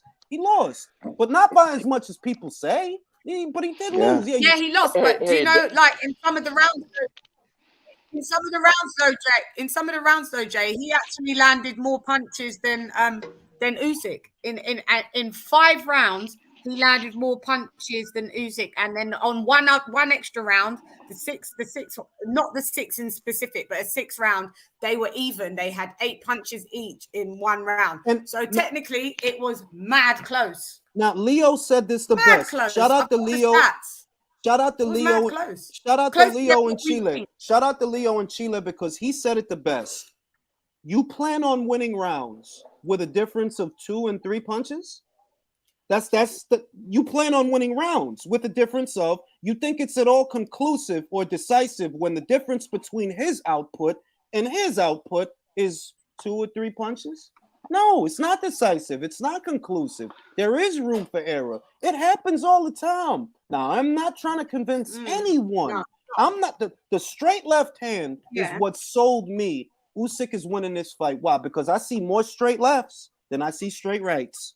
It's kind of like that issue with Deontay Wilder and Tyson Fury, where it's some people that believe Tyson Fury dominated Deontay Wilder in the first fight, which is kind of strange considering they threw a very small portion of punches actually in the fight. So it's kind of like, how can you really have somebody really up over Wilder that high when they both wasn't throwing that many punches around? It was kind of weird. I'll say this. This is one thing, and I'm not trying to be a boxing hipster, right? But this is what I was looking out for too. You see the feet? You see the feet? All the time. Every single time he went for the straight left, his foot was on the outside of Joshua's leaf Wrong. single time. Wrong. Every single time. Listen, from the first bell, I saw what happened. Like I could see it. Like from the first bell, AJ was not even thinking about this. It come like his whole camp. He did not have no thought process. His team didn't have no thought process about fighting a southpaw and lead foot and stuff like. It's like it just was non-existent in their game plan, and he just looked all at sea out there. But they should have. I don't understand. Bro, can I jump in, guys? Yeah, I don't know what they was, but I heard that AJ wasn't really. Sorry, go ahead. I was gonna say, I see how you guys had it close or relatively close. Like from Jay's point of view, I fully 100% agree. You know, if you're gonna talk about marquee fighter and some guy traveling, then I see that point of view. But from boxing point of view, even if the punch output was similar, all the eye-catching shots were Usyk. Joshua didn't really have much really eye-catching punches, other than the round that he buzzed him in. What was that? The 4th or the 5th round, or one of those rounds that he won early in the mid area. And then there wasn't really much that I could give. Every single round Joshua won, I could easily have given it or considered it for Usyk because it was competitive. But the rounds that I thought Usyk won, like number 7, I think 10 was a big round, and 12, those 3 rounds, they weren't even competitive. Joshua now Mo, yeah? You know that Caleb is about to fight Canelo, right? No, I get the marquee point of view. I agree. I can see why you had it 6-6. I had it like 4 rounds to Joshua, but yeah. That's essentially that's the only point I'm making. That a lot of people don't use much common sense when they're scoring a fight. They think that boxing is altruistic and it's not unselfish. No, it is selfish. It is self-serving, and that is how fights are scored. But I think Usyk won because even if the output was similar or whatever, or if there was swing rounds that could have gone Joshua's way, there wasn't too many swing rounds. They didn't like. It wasn't like, for example, what was the guy? How can I forget his name on the spot? The guy Charlo just fought. Jamel Charlo Castano. If you were scoring that fair, right? No marquee involved. Castano won by kind of a wide scorecard. 9 or 8 rounds to Castano. But I didn't have if you give, I get your point. If you give it like competitive rounds, you say, oh, that's a swing round. If there's rounds where Charlo landed something to like say that he won that round, then you could say, okay, 6-6. All right, now let me make my point. Let me try to make. But you can't do that with Joshua. Wait, let me try to make my point a little better, right? We've been through this enough because this is the point that I'm making, and it was made earlier, and I just want to add to it that we've been through this enough times that we can't be stupid. Like, we know that that's not what's up there. That's not what's going on. We could feel that Brian did enough, but I know Brian ain't a marquee fighter, bro. They're not going to give, even with all of that, they're not going to give it to him unless he just completely dominates the round from the beginning to the end of the round. If in the middle of the round, something happens or Charlo lets go of a couple of shots, even if they miss, I know the judges want to give it to him. So that's how I'm going to score it, because that's what's really going on, all right? That's what's really going on. It's like if you don't trust somebody, you don't take what they say at face value. You shouldn't operate that way if you don't trust them. They saying what they saying, like, yeah, it looked like so-and-so is winning. Yeah, you keep thinking that bullshit. You're going to be mad when the fight is over. You're going to be mad. All them people. Let me interject. Let me interject this too. Also, remember when Charlo had that big round? Yeah, I just think that AJ thought, hang on, am I still delayed? Yeah, you're a little bit delayed. You're a little bit delayed. Because this rain is really fucking with my neck. Can I just say, no, I know. Yeah, I don't know why, babe. Sorry, it's just it's pouring down with rain. Maybe it's like that here. But I just believe that AJ thought he did enough. Like, creo que AJ pensó que ganó, ¿sí? Yeah, I think he. And it's not unusual. It's not unusual. Yeah, but that's because his corner weren't giving him any proper news, weren't giving him proper information. No, that's what helped him think that he might have been up or whatever. Right instructions. He seemed comfortable with the plausibility that he was going to win. When I saw yeah, but AJ's that's when your corner, corner comes in. I thought they were consoling him, bro. I thought somebody They were died telling him in you're doing AJ's well. family, bro. They were No, telling him at the doing end well. of the fight. At the end of the fight. What if I told you? I seen. What At if the I end of told the you? fight. Conor Ben, and Granados. What if I told you that I could have swung some of those rounds to Granados if Granados was the marquee fighter? Oh yeah, I could have swung some of those to him because I swung that to Granados. There you Granados go. is never gonna get his fair shake. He's never gonna get his Right. fair shake. No, he wasn't, bro. But can I say something real quick? I gotta ask a question to the panel. I gotta. So y'all know who Dan the Man is, right? Yeah, I know Dan the Man. He's the man. Barely. No, but he is the man. No, he's no, Dan. I know Dan. Dan is good people. Okay, so basically, he's the only person I talked he was the only person that talked about it, and I feel like I didn't know some people felt the same because I was standing in the live stream. Did they stop the fight like 7 seconds early when AJ was on the call? Look, I'm gonna be real with you. Right? I'm gonna be real with you because this No, is like no. We timed it. Someone timed it. It's not. there was something going on in the corner go back where and time somebody started waving a towel. There was something going on in the corner where somebody in Joshua's corner was. They didn't throw it though. That's the thing. That's why I didn't make nothing of it because you know what? They didn't throw it. Maybe the person in the corner that was waving a towel caused that confusion to the person to the timekeeper. Because it's a video of the shit. Somebody in the corner was waving a towel, but they didn't throw it. I will be honest. I think AJ wanted to lose because AJ has a habit of annoying me. Go back and record the 12th round. Can I finish? So AJ has a habit of annoying me. I could tell when the scores were being read. He had that look in his eye. I was like, yes. Now when I win the rematch, I can say the second time was so nice. I can do it thrice. I can do that. That'll annoy Lord of the Manor. I'm going to do that. Yeah. I know you want. And I'll be honest. I thought AJ won, and I'll tell you why. So the Campbell Hatton fight annoyed me so much. I got drunk, and during the fight, Usyk was moving around so much he was giving me a headache. So I thought, fuck it, AJ, you won that round. This guy's annoying me. Yo, I have said this that I'm like, look, I just watched Campbell Hatton lose every round. You can't score like that. I watched them lose every round, but I know in this situation they are not gonna let Martinez upset him. It just is what it is. I'm telling you that I think he lost. Yeah, but at the same time, Campbell Hatton and AJ are in totally different places in their career. Like, Julius, you get what I'm saying? robbing the Spanish. They keep robbing the Spanish journalists. Wow. No, they do because they got something. They got something going on with them. Come from Spain that Campbell Hatton be fighting. Matchroom. Hey, Lady Chan, you have to stop interrupt and talk over people. You're not Lady Chan. I'm joking. I know you got a delay. I'm playing. Those is jokes before you start cussing me out.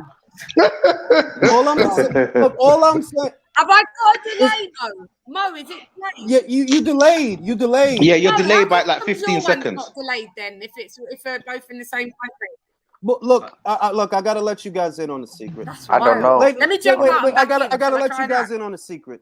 I'm not in y'all present. I'm in the future. It's 2022. Stop it, nigga. Stop it. Yeah, tell me if Pacquiao won the presidency, bro. But Mo's internet is fine. We're in the same country. I live in the lovely English country. countryside. It's marvelous here, the internet connection. I don't know what's let me up with get out. No. Just refresh your page. It should be fine. Yeah. And who's ever laughing, he sounds like the gorilla trademark. I don't know if you guys know the gorilla trademark. You know what I'm talking about? The gorilla trademark. All I'm saying. You're killing me out here. I got Virtuoso, is that you? I have to use common sense. Now we're gonna get off of this AJ stuff because this Triller stuff is mouth-watering stuff. It's tasty stuff. I gotta ask you this, Julius. I gotta ask you this. Manny Pacquiao retired. What is his legacy gonna be? This is my thoughts on Manny Pacquiao. Great fighter. Oh my god, we need to make a whole video on that. He did catch weight a lot of dudes. He did do that, but hey, a lot of these dudes signed their life away to be catch weighted and beat it up. Look. But I'm not great fighter. Look. The catch weight shit. If your team signed on the dotted line, it is what the fuck it is. And before anybody tells me anything about how the greats, do you know that Sugar Ray Leonard won 2 world titles fighting as a super middleweight? I think with the sorry, can I step in? Yeah, there's some shady practices in each area. Like let's not get it twisted. That's what I mean. That if what if I told you that Sugar Ray Leonard against, I think it was Donnie Lalonde, he won 2 titles at 2 weights in 1 fight. It's not new. Yeah, Stop I actually don't mind catchweights that much because they say the olds didn't do it, but the olds had a same day weigh, and now guys cut 15, 20 pounds of water weight. So if you're going, okay, well, you're going to have a massive weight advantage on me, so I'm going to make it harder for you to have that massive advantage because they don't actually weigh the same. Like you see, they don't. The night of the fight, they don't. The night of the fight, they don't. Yeah, you can't say, "Oh, it's not fair. He made it so I could only be 9 pounds heavier than him on fight night rather than 15. That's not fair." No, fuck off. My approach when it comes to that subject of just catch weights and nitpicking and splitting hairs is, bro, if you don't like it, don't sign. Yeah. David Lemieux told Canelo Alvarez outright, 160 and not a pound less. I will not. When Canelo was at middleweight, and he had just picked up the WBC title from Miguel Cotto, they were talking about a potential Lemieux fight when they delayed the Golovkin fight. And Lemieux said it outright, 160 and not a pound less. I'm not fighting you at 155. He didn't sell his belt. He said, I'll fight you, but he didn't sell his belt. I want to know why Canelo made Amir Khan do a catch weight, because Khan was smaller than him. If guys wanted to... Khan confirmed that he was way bigger than what people said he was, and he was okay with the fight being that way. That's what he said. Look, Khan is a hell of a fighter, and he can't be overlooked. He's a young lion. He can't be overlooked. All right. And then it's if you sign. My whole thing is this: you signed, bro. If you don't like it, don't sign, and let everyone know. Look, this is why I didn't sign. He won A, B, C, and D. I ain't with it. If you want to fight me, we need a middle ground. But no, I'm not. I'm not on board. Julius, this is my point, guys. Let me talk. This is my point.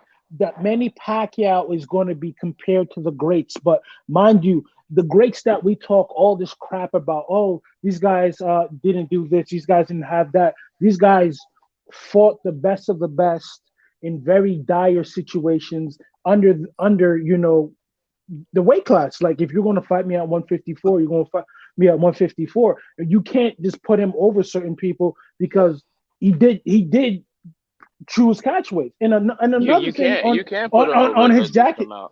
Yeah, but another thing on his jacket. Listen, he's an all-time great. I'm not gonna complain about catch weights because Canelo used them, Manny used them, Floyd used them, and I brought up Sugar Ray Leonard. I brought up Sugar Ray Leonard for a reason. The man won 2 full-fledged world titles in 1 fight. He won a light heavyweight title and a super middleweight title in the same fight. So and they made that weight class. They made the super middleweight class for him. So it is. Julius, this is my second contention with him, and I'm going to get off the subject. The lacking of the PED testing, but he said I'm afraid of needles, but I have tattoos. Like I didn't like that.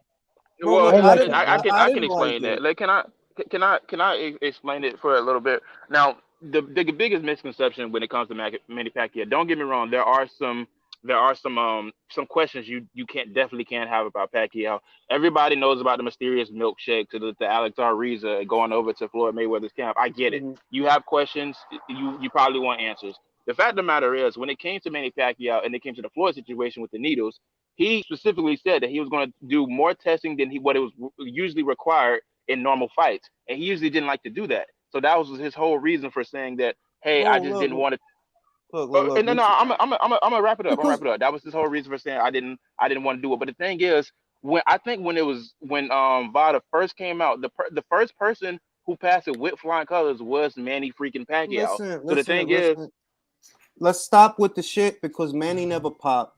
Floyd never popped. I'm sorry. I know people talk about the IV. That's bullshit. That the IV shit is bullshit. Bob Bennett, his motherfucking self said, yeah, that's bullshit. That dude didn't break no rules. At the end of the day, the only reason that PED shit gets brought up is from people who want to take away from Manny. I don't. Manny was an excellent fighter. He was an excellent fucking fighter. He's going to be remembered as an excellent fucking fighter. That's true. Floyd was an excellent fucking fighter. Floyd was an excellent. I cannot stress this enough. Floyd is an asshole outside of the ring. He is what he is. But in that we love ring, him inside the ring, innit? Yep. Perfection. Near enough And to for the perfection. people in the, go ahead.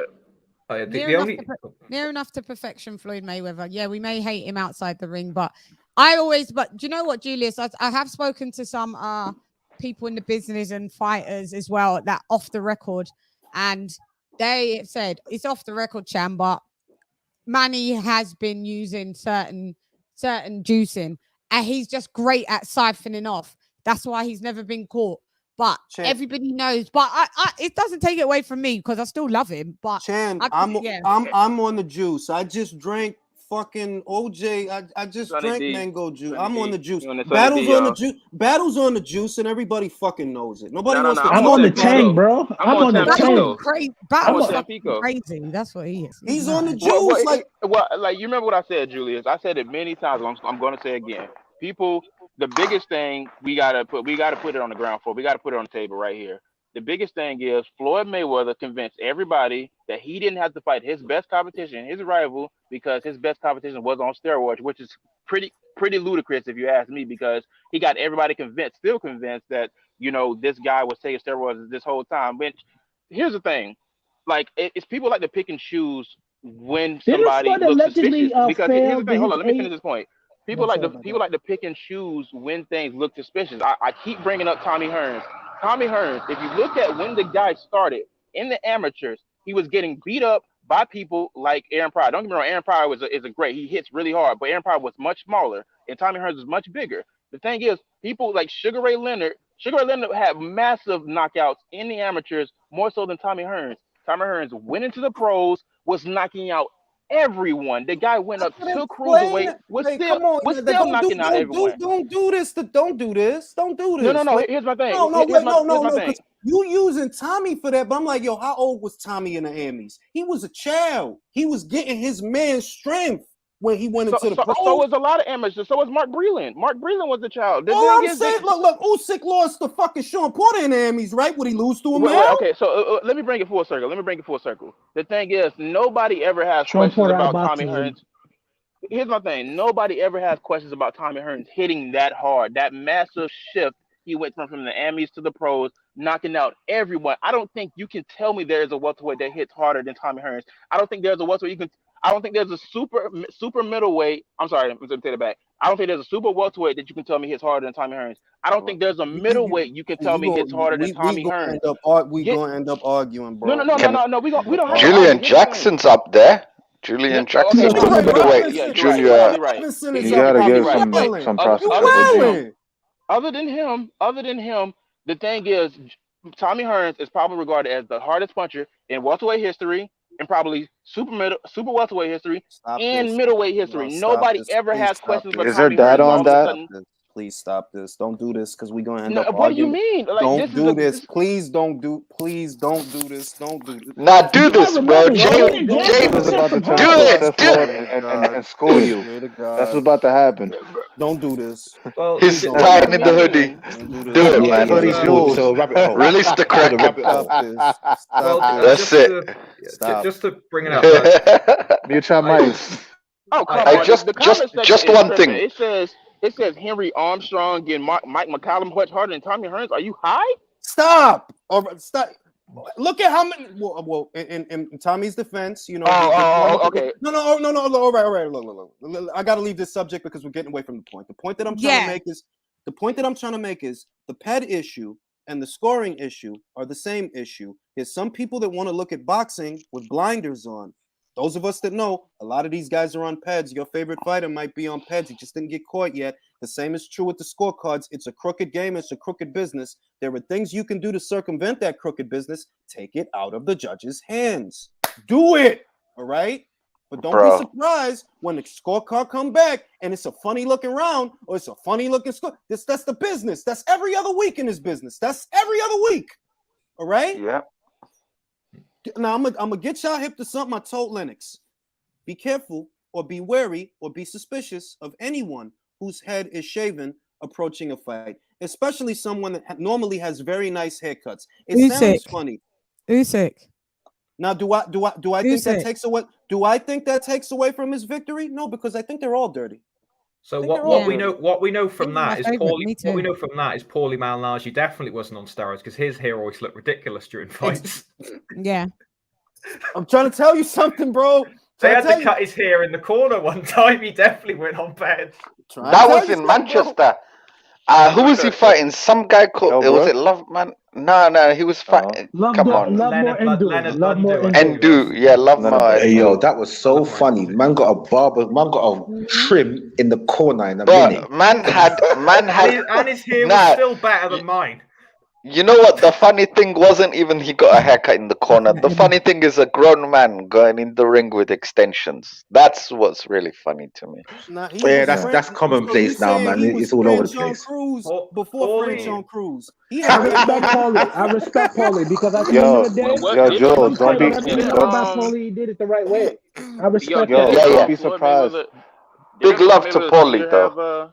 Didn't Floyd Mayweather Sr. have extensions when he was training De La Hoya? Or maybe I was confused. Do you remember? Yeah, I remember the jokes. They were calling him the Predator.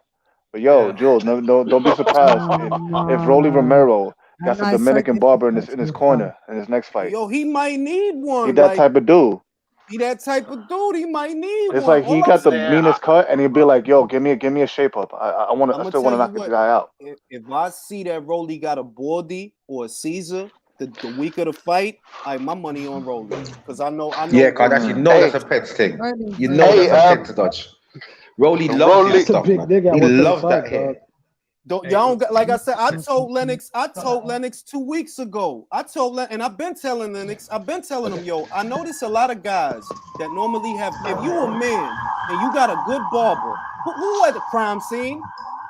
Who's at the crime scene? You're at the crime scene. Someone's I can explain. It wasn't me. You're on the crime scene right now. Now, I'm gonna tell y'all this, and y'all know this because y'all men, Lady Chan, I'm gonna get you hip to some man shit.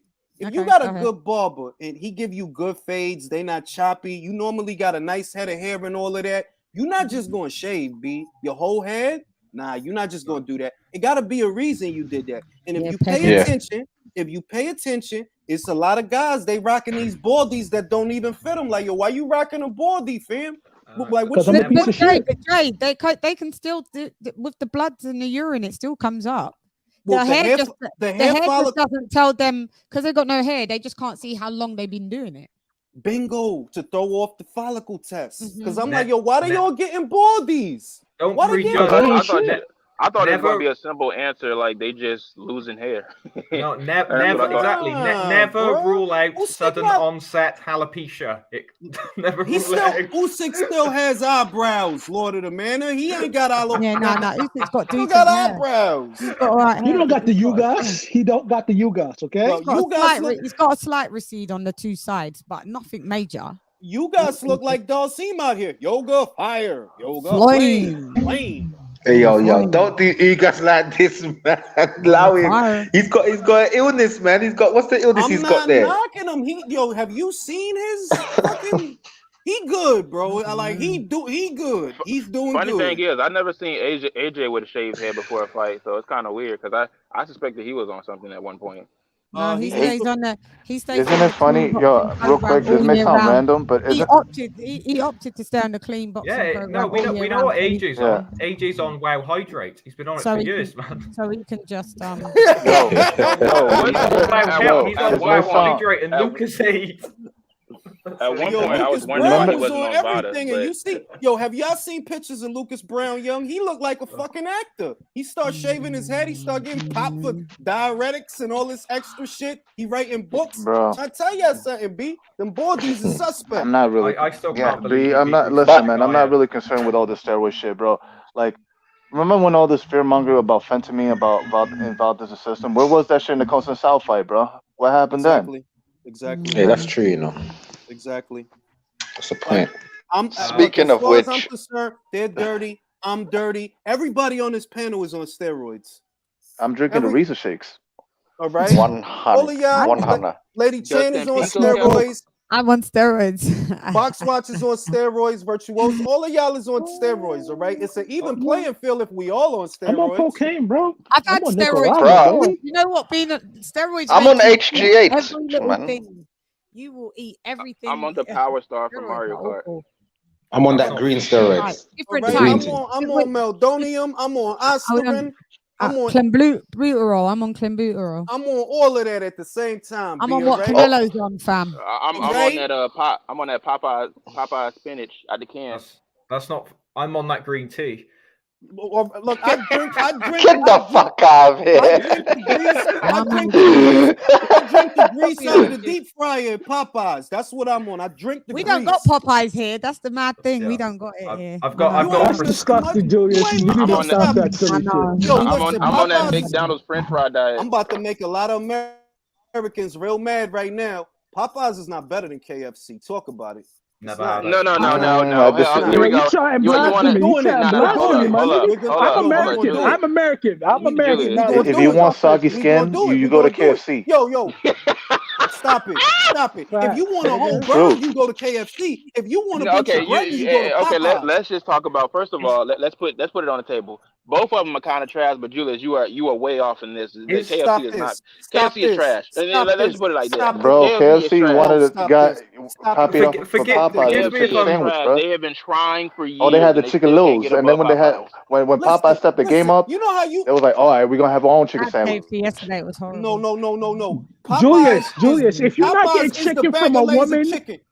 Stop this shit. Stop this shit. Julius, if you're not getting chicken from a grandma, I don't want to eat it. Once I went to Popeyes, you gotta stop and I eating opened the the bread, steroid it was chicken, air man. in that shit. It was nothing but air in that shit. Popeyes is not better than KFC. I'm sorry. And I had I'll tell you this, Julius. You can use it. Listen. I'll take the bullet. I'll take the bullet. You lying to yourselves, or you telling yourself Popeyes is better You can use Popeye's biscuits as an interrogation tool.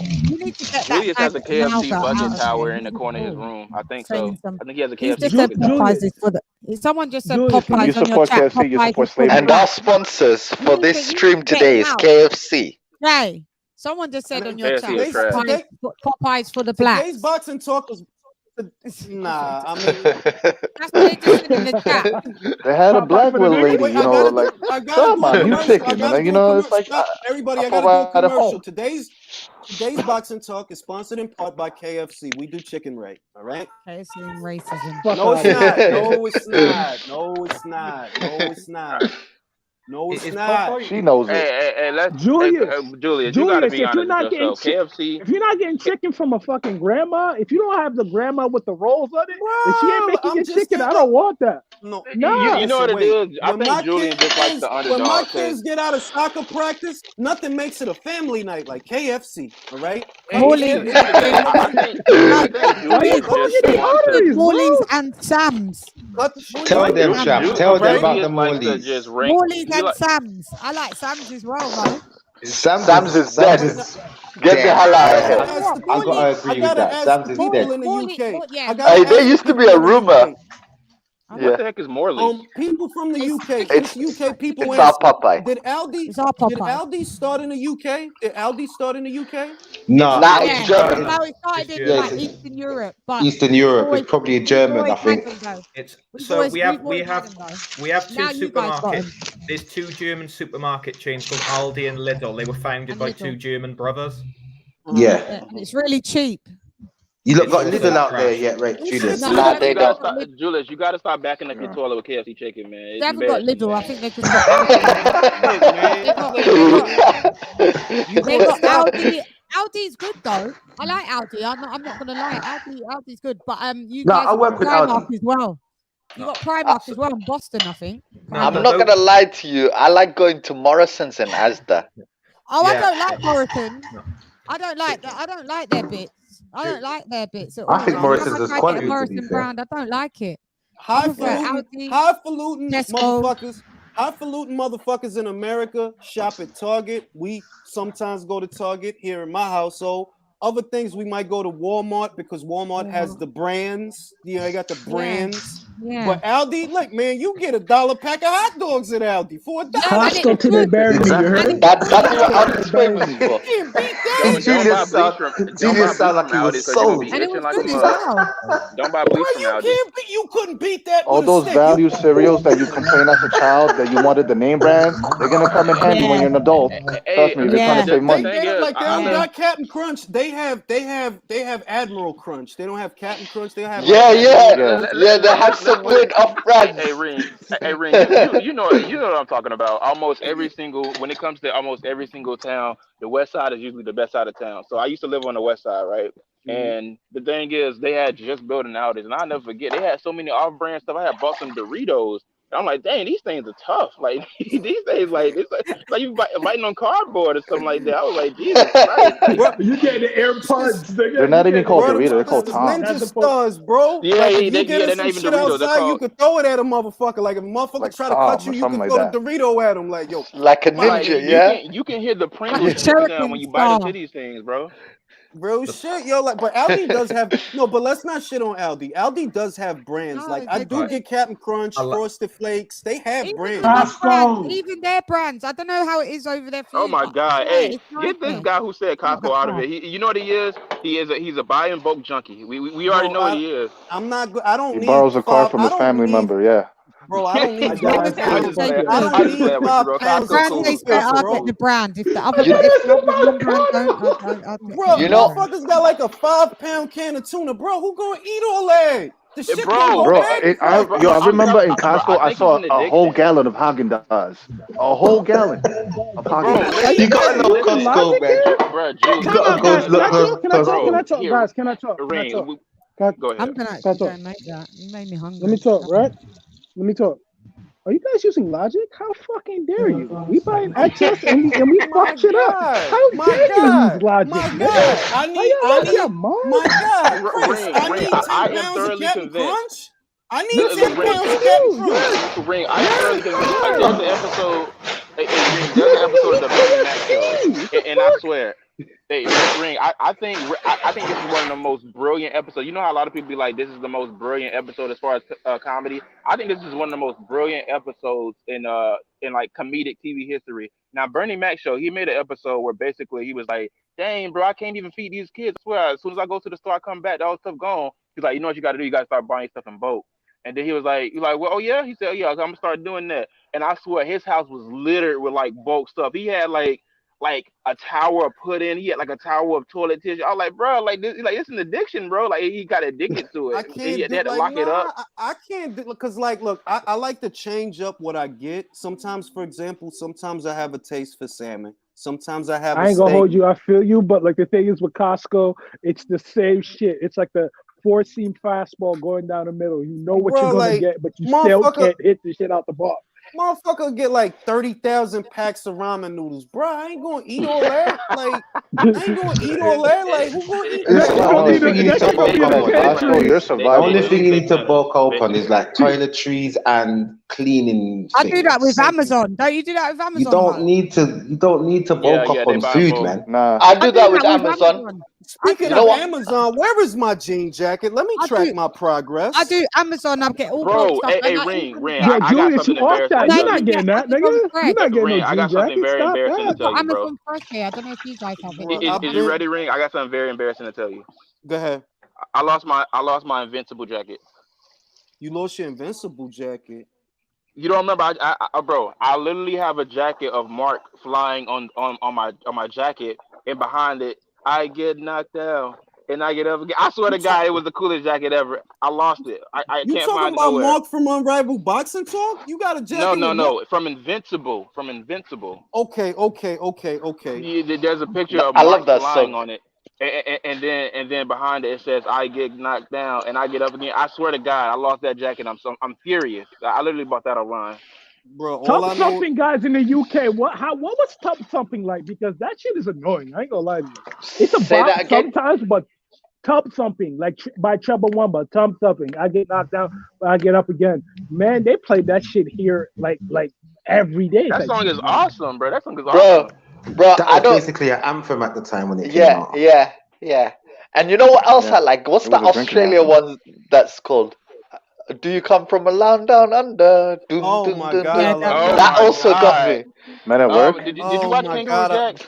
You must have watched See, Kangaroo Jack. y'all don't understand that I get I up in the haven't, no. morning. I get up in the morning singing that, B. Like, time to fight out Oh my the God. day. Honestly, Oh, that's fuck. probably one of the worst Head songs. full of That's probably one of the worst zombies. songs I ever heard. That got Hey, stuck in my You head. wildin'. Jay. What are you talking about? No, Jay, no, Yo, listen, listen. listen, let me say listen. this, bro. No, listen to what I'm saying, As Julie. It's one overplayed of the the song worst is, songs.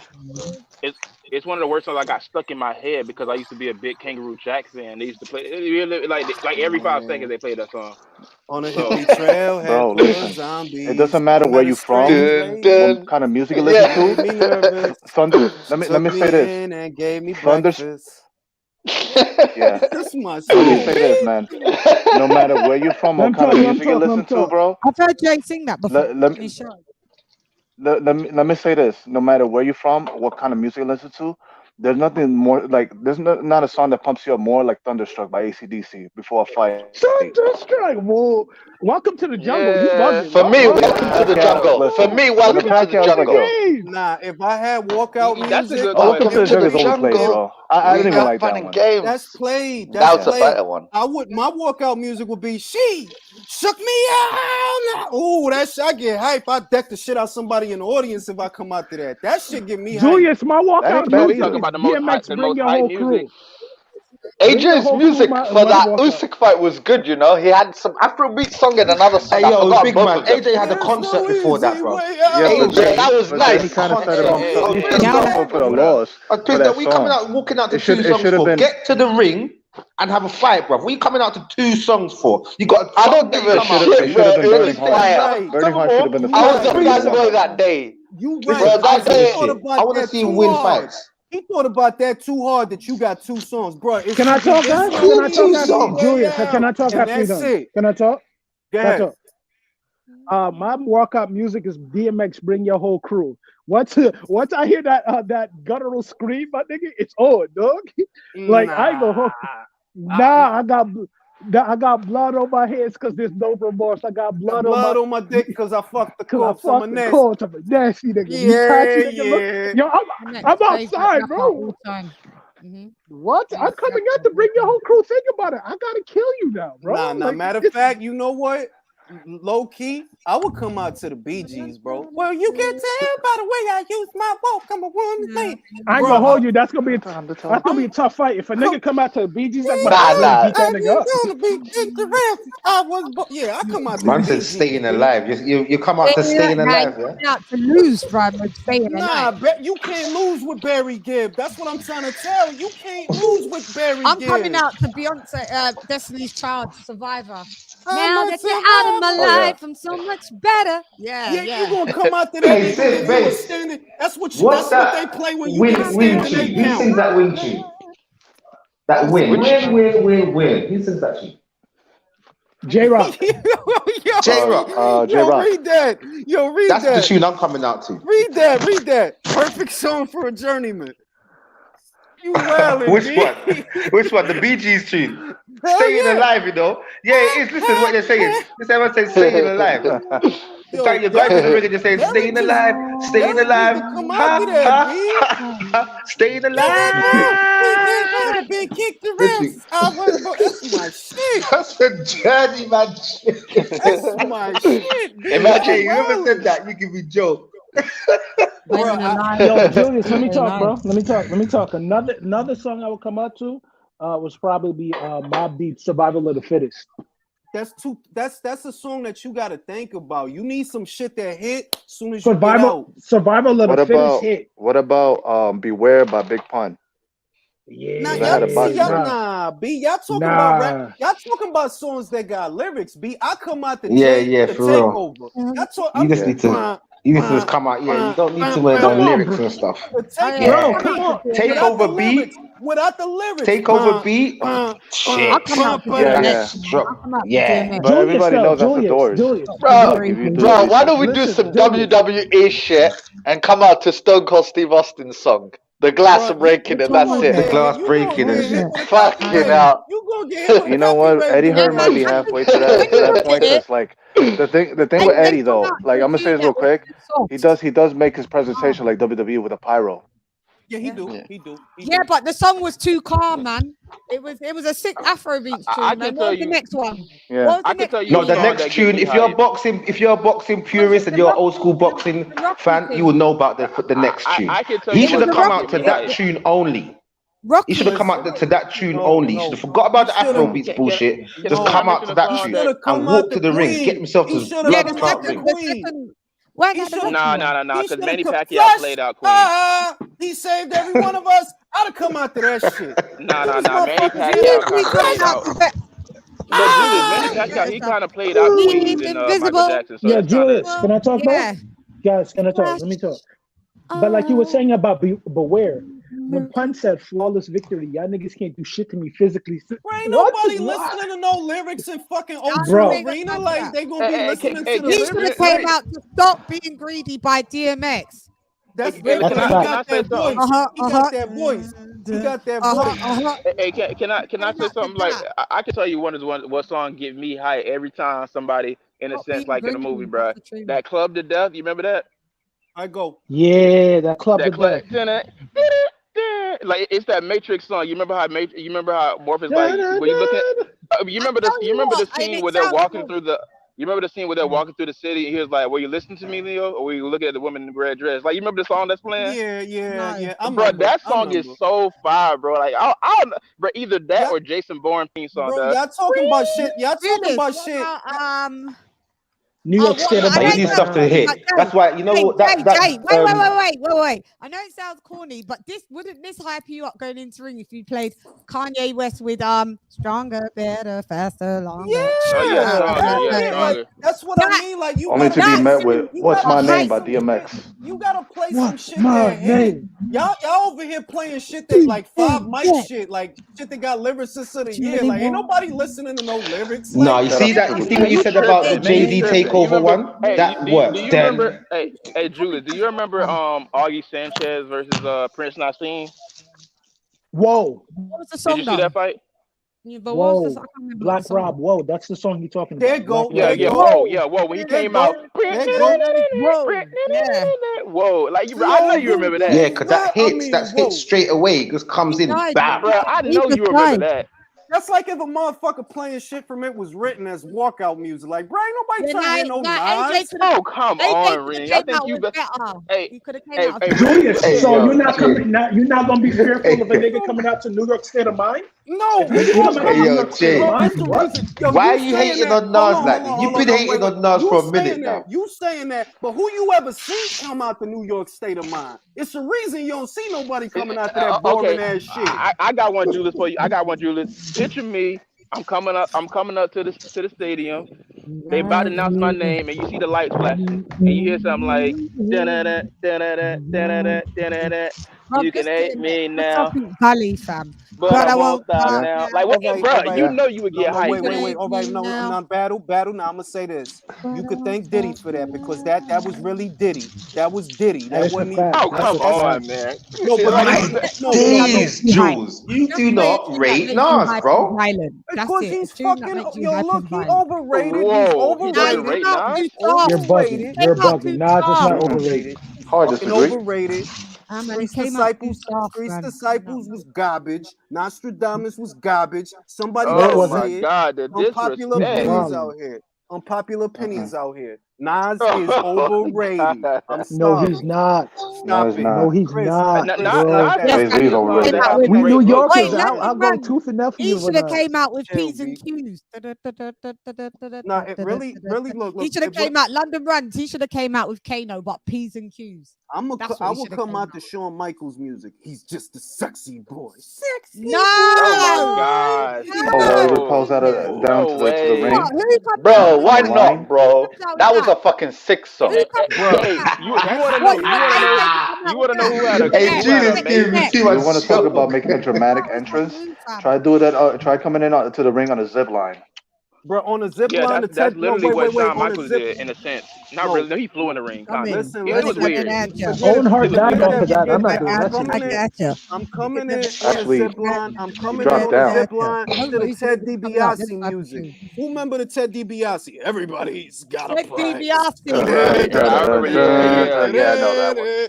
I come He's out dead of that now. shit. You know he died. He had a price, man. He died. Everybody had a price. He paid his. Everybody. Yeah, but he Bro, died. bro, you know He who died. has a great. You know who has a great theme song? You remember the Slow Chemical by Kane? That like I swear that song gets me hype every time, bro. That song is awesome. You Bro, remember it? What if AJ came out to Undertaker music? That's how he should have come out. What happened? That's how he should have come out, like Tyson used to do. Bruv, Yeah, Tyson.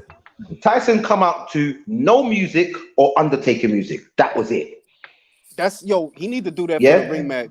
Call up the Undertaker, ask him, yo, look, can I borrow your song? Ted DiBiase was dead. No, he's not dead. No, it wasn't. Nah, he didn't. Also, he didn't pay the price. I dig it. That was his shit. Everybody's got a price. Gotta pay the price. But there is an intimidation. intimidating aura about coming in with no music on. And the fans Of course it is. There's nobody. The whole crowd is there, and you're just walking to the ring, and all you can hear is the murmuring of the crowd. Do you understand? It's intimidating, bro. When Tyson used to come out, go ahead. Sorry, go on.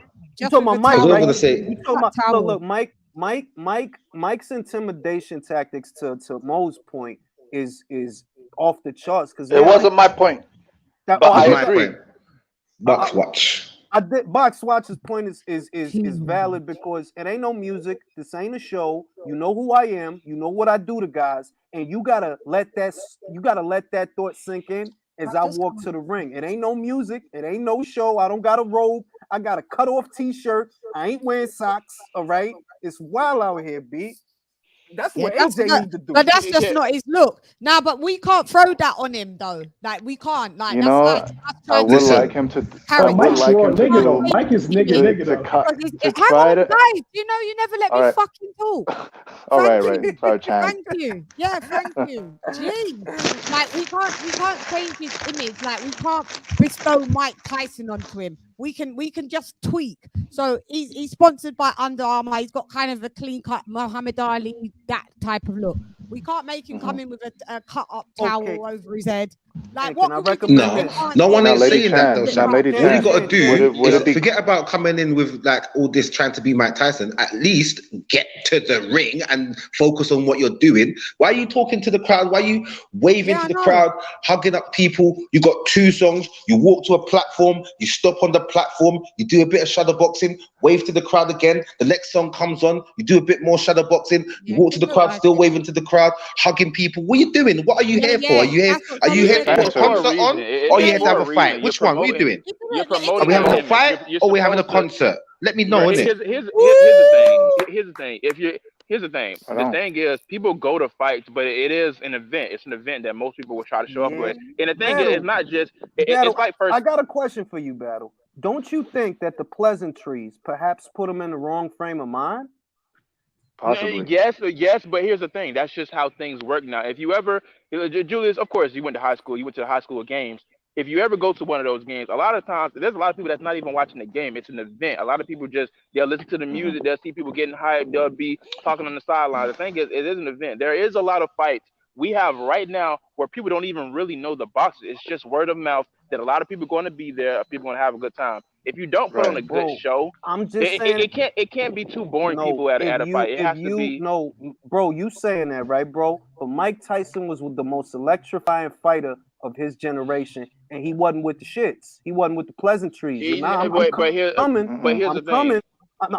All I'm saying is too much emphasis is placed on production, and I feel that it is a distraction. It is taking you out of the frame of mind that you need to be in, because AJ is at a place where every time he gets out there, it's a lot on the line. It's a lot on the line. You don't need to be distracted by the pyrotechnics and they're playing Ozzy Osbourne in the background, and somebody's frying the egg and somebody's doing their taxes, and it's like, nah, bro. You focus on your fight. Crawford said it best. Focus Be like on your Nigel fight. Ben. Remember how Nigel Ben came out against the simple thing is against Ring. Jerry He can't McClellan? balance the seesaw. He can't balance the seesaw. That's just what it is. It's just some Ill fighters that advised. know how to. Someone advised him to It's do that, man. I don't think he yeah. come up with It's that shit somebody. himself, man. You know, It's some I've fighters been like hearing, I've been hearing mostly about the aesthetics of a Mike Tyson, but like, I like to see not Joshua AJ, at though. least get in his kitchen, right? Throw that mean hook to the body and an uppercut combo to Usyk.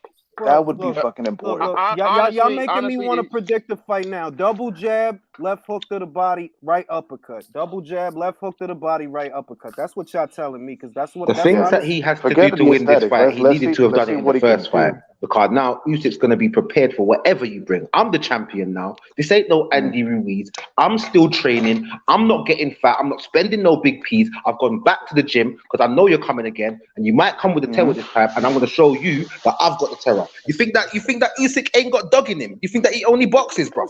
Yeah, let's bring the fire. Let's make it a dog Bring the fight. fire, big man. Bring the fire. Let me show you about fire. You hold the fuck up. You hold the fuck up, Box Watch. I know he got dog in him because he's a Capricorn. He got to have. Oh, here we go. Here we go. Here we fucking go. God damn it. Here we go. All right. Now you got him on the road. Julius goes. I'm just trying to tell y'all. Like, of course he got Y'all dog got in it. him. I ain't gonna hold you, yo. Hey, Ring got you. What other athletes? Yo, you know LeBron is it? Battle. LeBron is a Capricorn. Let's stop this. No.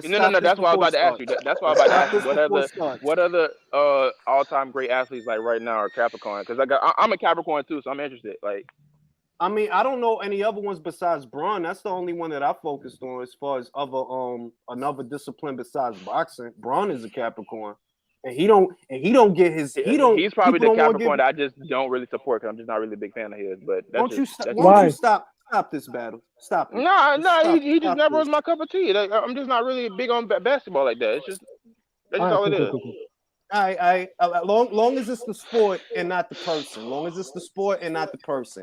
All I'm I trying I like Kevin Garnett.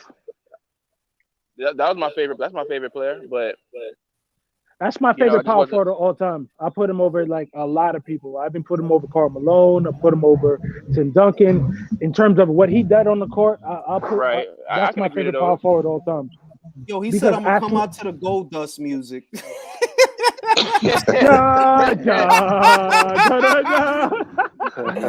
this dude is crazy. You remember seeing the what did he get that from a movie? Did he get that from The Crow? No, it was actually produced in house with WCW. Like he would drop right down on a string, like just come in with a bat in his hand. Bro, you hear that? Somebody need to. Thing stole Brandon Lee whole swag, and I'm not okay with it, and I've never been okay with it. He stole Brandon Lee and the Crow whole swag. He died, didn't he? Yeah, he died on that movie. On that movie. They put a real bullet in the gun that was the prop. Yeah. Julius, can I talk? And did anyone get sent down for that, for putting a real good bullet in no clue. I was like 6 years old. I don't remember. I remember the whole thing. Listen. If you ever seen blank bullets, right? They're not hard to spot. And what I'm going to say is this: there's no way that a blank gets put in the ammunition and you don't see that it's a bullet in it. They meant to kill that motherfucker. Yeah, they meant to kill him. They meant to kill him. Why? Why did they want to kill him though? Well, because his dad and that. They probably wanted to wipe out his bloodline. Bro, it's the triad, bro. It's the motherfucker. I don't even want to say their name because they might come after me. I ain't gonna say their name. Don't say that shit. Don't say that shit. Julius, just really keep it a buck. What would the triads have wanted with Bruce Lee's son? Bruce never fuck with the triads like that. He never bothered nobody. Bro, look. Shit like this don't happen on its own. That's all I'm trying to tell you. Shit like that don't. There's no way you could confuse when you loading a magazine, right? And you loading it with blanks. It's no way you don't see it's a bullet on the motherfucking. Ain't no way, bro. They meant to kill him. Why? I don't know. But that much, like anybody that ever handled a firearm gonna know. Like, dog, like ain't no motherfucking way you was loading that magazine and didn't know it was a bullet in there. Ain't no way. It just don't happen. It's strange because I love Michael Mann, and he directed one of my favorite movies, which is Heat.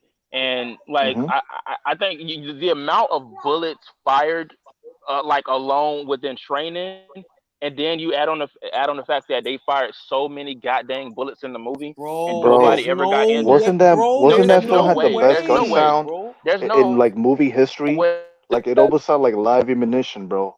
Like it sounded don't like you was happen, there. bro. It don't happen, bro. You cannot De confuse Niro, a blank. Pacino, and Kilmer in his prime. De Niro, Pacino, and Kilmer in their prime. Listen. I'm gonna say this, and people not gonna like this, and I'm gonna say this, and this is another argument. Pacino is better than De Niro, and that's all I have to say about Slightly. that. I can understand why you're saying that, but like, I don't know about that, Jay. Yes, you know about that. Yes, you do. Yes, you do. Yes, you do. You know. Let Julius talk. Julius, what's your reasoning for that? Corleone, Tony Montana, motherfucking the devil, his goddamn self in The Devil's Advocate. De Niro play the same guy in every movie. What are you talking about? He playing the same guy. Motherfucking Pacino got to be the devil. He got to be the son of the Godfather. He got to be the Godfather. You can't take. Here's the thing, though, Julius. You can't take away his retard role from Awakenings. He played the heck out of that role. Fuck that shit. Why you want to bring that up? That's fucked up, bro. Why you want to bring that up? It's funny that no. Here's the funny thing. Here's the funny thing about Ring, though. He talks about how like basically Robert De Niro is the same character. Now, when you discount Don Corleone and probably Tony Montana, right? He plays almost the exact same role after because he always hams it up. Like you remember, give me all you got. Give me. I swear to God, he hams it up. Did you see Devil's Advocate? I love that. Devil's Advocate with Keanu. He's a sadist. He's an absentee landlord. That's my movie. It up every single. Boy, that was a great movie. Bro, I'll never forget when you remember the scene in Heat when he's like, I'm gonna hook you up with my boy. I think he said like Ricardus is like my boy Marcus. He said Marcus. He's not here. He's checking under the table. He's like, give me all you got, bro. He does this every To day. bring it back to boxing, I think to motivate Joshua, you got to play him that role, that scene from Pacino in Any Given Sunday. That speech he gave to the football team. Oh my God. Joshua is a Libra. Robert right? De Niro, So let me Travis Bickle. Wait. Joshua is a Libra, right? Yes. So what you got to do with him? Take away the emotion, strip away all of because look at what he did for Ruiz. He stopped getting haircuts. He stopped shaving. That's what you got to do. Take away all the bullshit. Take away. He didn't shave for this fight. He didn't shave for this fight, or did he? I ain't gonna hold you as a Libra. He had a haircut. As a Libra, you telling the truth. Yeah, you telling the truth. You telling the truth as a Libra. As a Libra, I agree wholeheartedly. You're telling the truth, bro. Lock him in a cave and feed him nothing but southpaws, little ones from cruiserweight. That's what you got to do. Hey, yo, the reason AJ is really on a back foot when it comes to the rematch and winning this fight is because he's not going to change his trainer. The reason he's not going to change his trainer is because of loyalty. When he was let me explain to you, when he was in before the Olympics, before the World Championships, remember he went to the World Championships before the Olympics. So before the World Championships, he got into a bit of trouble with the law. He was going to get kicked off the GB team. Mccracken made it that he did not get kicked off the team. Mccracken made sure of it. So he's going to be loyal. He's going to stay loyal to the core. He don't have to listen to me. He don't have to sack Mccracken. No. I didn't say what I said. All I'm saying is this. What I said is that's what keeps him on a bit of a back foot. All I'm saying is this.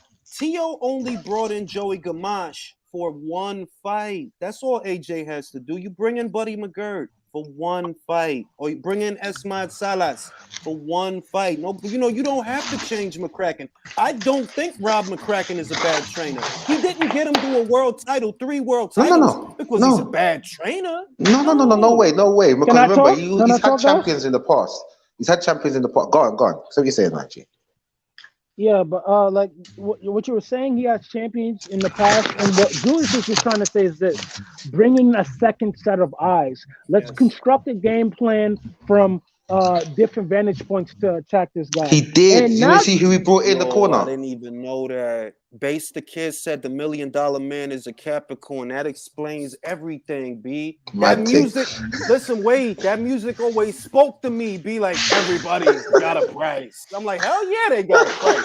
You're right. Julius, what's good with your Dominican man? Yeah, Dominican man almost got murdered by Callum Smith, my nigga. Like, I saw that just a I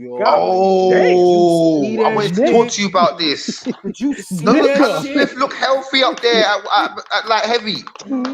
Callum looks healthy up there. He looks like he can kill a man up there, bro. I want to see. That showed me that he should have been there about 5 years ago, bro. Yes. 2 years ago. 2 years ago, he should have been up there. Bro, not Are we ready for Canelo versus Callum Smith? Electra Boogaloo?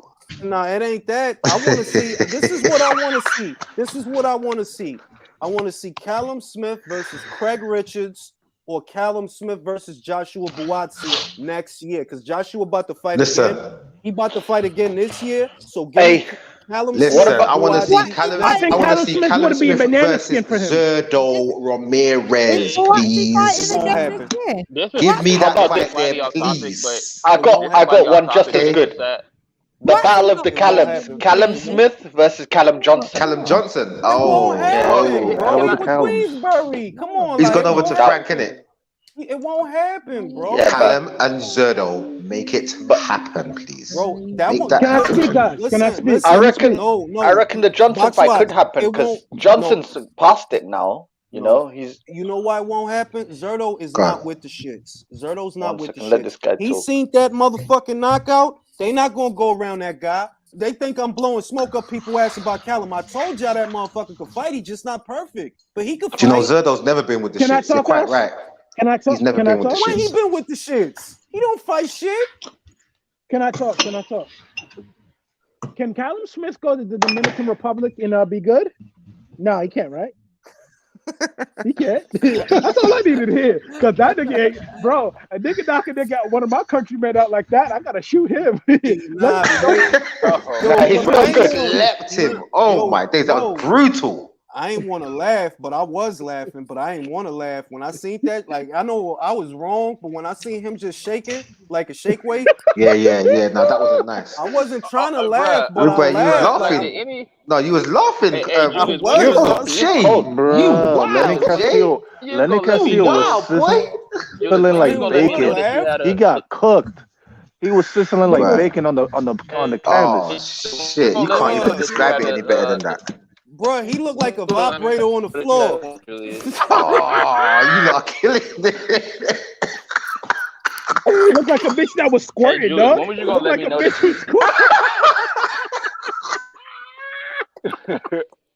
Yo, bro, that was bad, man. That's a knockout of the year, bro. Had a twin brother. Oh, everybody shit. knows Julius has a twin brother, y'all. Y'all seen him? Edwin Rodriguez, B. You heard me, Julius? Edwin Rodriguez. I ain't gonna hold you, but like, yo, No. Not Edwin Rodriguez. I'm talking about the guy. I'm talking about the guy who fought Broner. Ooh, Giovanni Santiago? I don't look nothing like Giovanni Santiago. Yeah. That's fucked up. Nah. I don't look nothing like Giovanni Are you kidding Santiago. me? Are you joking? Nah. Like me. Hey, no, Julius, bro, you gotta stop this. Julius, pull up a pic of the guy who Adrian Broner fought. Listen. That's fake. Listen, bro, y'all is tripping. Wait. I used to have cornrows. I look like Lenny Castillo. I was like a lighter version of Lenny Castillo. I used to have cornrows. Did it get messy quick? Yes, as 3 days after they got it. Really, 2 days after they got put in. That's why I stopped getting them because I'm. Yo, look, I had the. Hey, you got that fine hair. You need that bushy hair. My hair too straight, man. Nah, it's wavy, but I would look like Beanie Siegel on day 2. My shit would be well fuzzy on the top. Like, no, you need that picky hair, like my. You need my type of hair to get braids and stay in. Bro, I look like. When I used to get braids, like it would stay in for a good week and a half, looking good. And my cornrows fuzzy again. My shit's well fuzzy. Yo, like, Julius, just letting you know about Joshua Buatsi versus Callum Smith. I'm gonna say this: Joshua gets hit too much for me. And Callum looks like he's punching hard. He's strong though. I know, but yo, bro. Like, no, but he gets hit a lot. He does get touched a lot. Let me finish this. Let me finish this. Out of the landscape of British light heavyweights, it's a very deep landscape. But I'm kind of worried about Boachi, because I saw the Kalic fights and I saw the Bolotnin fights. He gets touched too much. He do get touched, but wait. Styles make fights. Bolotnik throws 3 and 4 punches at a time. Callum is throwing 1 to 2 at a time. It's a different fight. It's different. As well as the fact that he's only just got with Virgil. It usually takes a fighter 2, maybe 3 fights with a new trainer for their teachings to be implemented. So I still give him another. He had 3 fights. He had 3 fights. Yeah, I swear he's only had 1 or 2. He had 2. Two. I'm bugging. All right. This is the pecking order, because this is the pecking order of British light heavyweights. I do think it should go to Callum now because he's a champion. I do. So Callum, Buatsi, Callum Johnson.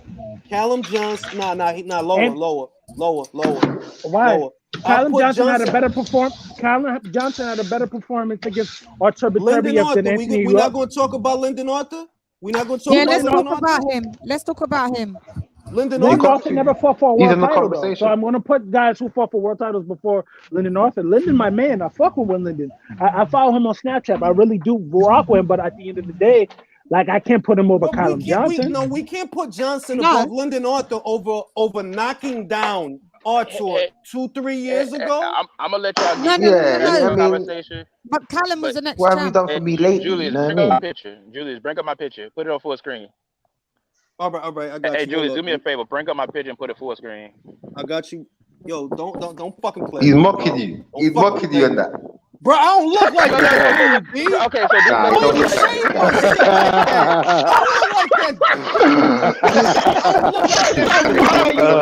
Stop playing with me, yo. It's a mocking thing. Man's mocking you, bro. The beard. You know what it is, Julius? It's the beard. It's the beard. That's all it is. You gotta shave that off. Nah, he's mocking you, my like G. that dude, B. Oh shit! How I look like him? They only got the same beard, man. Oh my god! I don't look like that dude, B. Fuck y'all. Nah, I can't see it. Myself. Y'all gotta throw the glove for that. Y'all gotta throw the glove for that. No. Now, I'm crying, bro. Back to the point. Just hanging out with the lads. Go on. Who you got again? You got Callum at the top. Callum, Joshua, Lyndon. All right, that's the order. Callum. I'll put Lyndon in front of Joshua. What about Yard? I'll put Lyndon in front of Joshua. Above Johnson. Yard is above Johnson, but I'll put Johnson above Yard right now. I put Johnson above Yard. I'll put Johnson above Yard as things stand. As things stand. All right, Julius, be honest with me now. Go through when you've got a minute, because I don't think you've done this yet. Go through Anthony Yard's resume and look at his fighters and tell me that he's fighting legitimate light heavyweights all the time. Callum Johnson's fought more legitimate light heavyweights than I give you that. But think about it this way. This is because this is my frame of mind. Anthony gave Kovalev a run for his money, right? In one round. He did more than that. Bro, we remember Anthony Yard for that one round where he almost got Kovalev the fuck up out of there. Yeah, I can't remember giving him another round, I can't remember giving him another round apart from the round that he it's not just giving him the round, it's looking at how he performed. Can we say Anthony lasted longer with Kovalev than Callum lasted against motherfucking Beterbiev? Yeah. But Beterbiev was in his prime though. You have to understand that. And that was like a 3 or 4 round war. That was just straight. That was like, let's just go at it. Let's just. I'm gonna knock you down. You're gonna knock me down. Let's see who stands. Y'all making too much of that. Gave him hell, bro. If anything, Callum and Anthony is like this to me. Before it's, if anything, because it's like, yo, Callum, what's your last? Callum's got a better resume than he's got a better resume than Did Callum fight Buglioni? Did he fight Buglioni? He fought somebody. I was like, yeah, he fought. I think he fought Rocky. He knocked out Buglioni in the first round, bro. Yeah. Oh, I thought you were talking about Callum Johnson. I was at that fight. Callum Johnson. Yeah, Callum Johnson with a dirty left hook. Round. Yeah. Bruv, I went toilet. He knocked him down 3 times. I went to go toilet between fights. I come back, the fight was over. Yeah. I mean, he slept him. With that, the thing is with Callum Johnson, he's more technically sound than Anthony Uribe. That's one thing about being at the fights. If there's not a proper big screen, and a lot of the time, when you go toilet and come back and miss a knockout in the very first round, or go and get some food, or go and get a drink, that will piss you off, bro. That fucked up my night, bro. Bro, I told you when I was watching Tabiti versus Dorticos, I came out to 7-Eleven, I got off work. I come out to 7-Eleven, I'm watching the shit on my phone, and I sip the coffee. When I sip the coffee and the cup come down, this motherfucker's on the floor. I was like, yo, what the fuck just happened? What happened? You said, you know what happened. Nigga got gift wrapped. Home sweet funeral home, nigga. That's why you're shown. Fucking a unicorn. And he ain't. When you New York host will get your arms folded, nigga. You know how the game go. Listen, he ain't fought since. Now, y'all, we been on for like 3 hours. I gotta eat lunch, man. I smell food. No, you don't. Yo, love everyone. Love. Big up, guys. Big up. On the next one. Guys.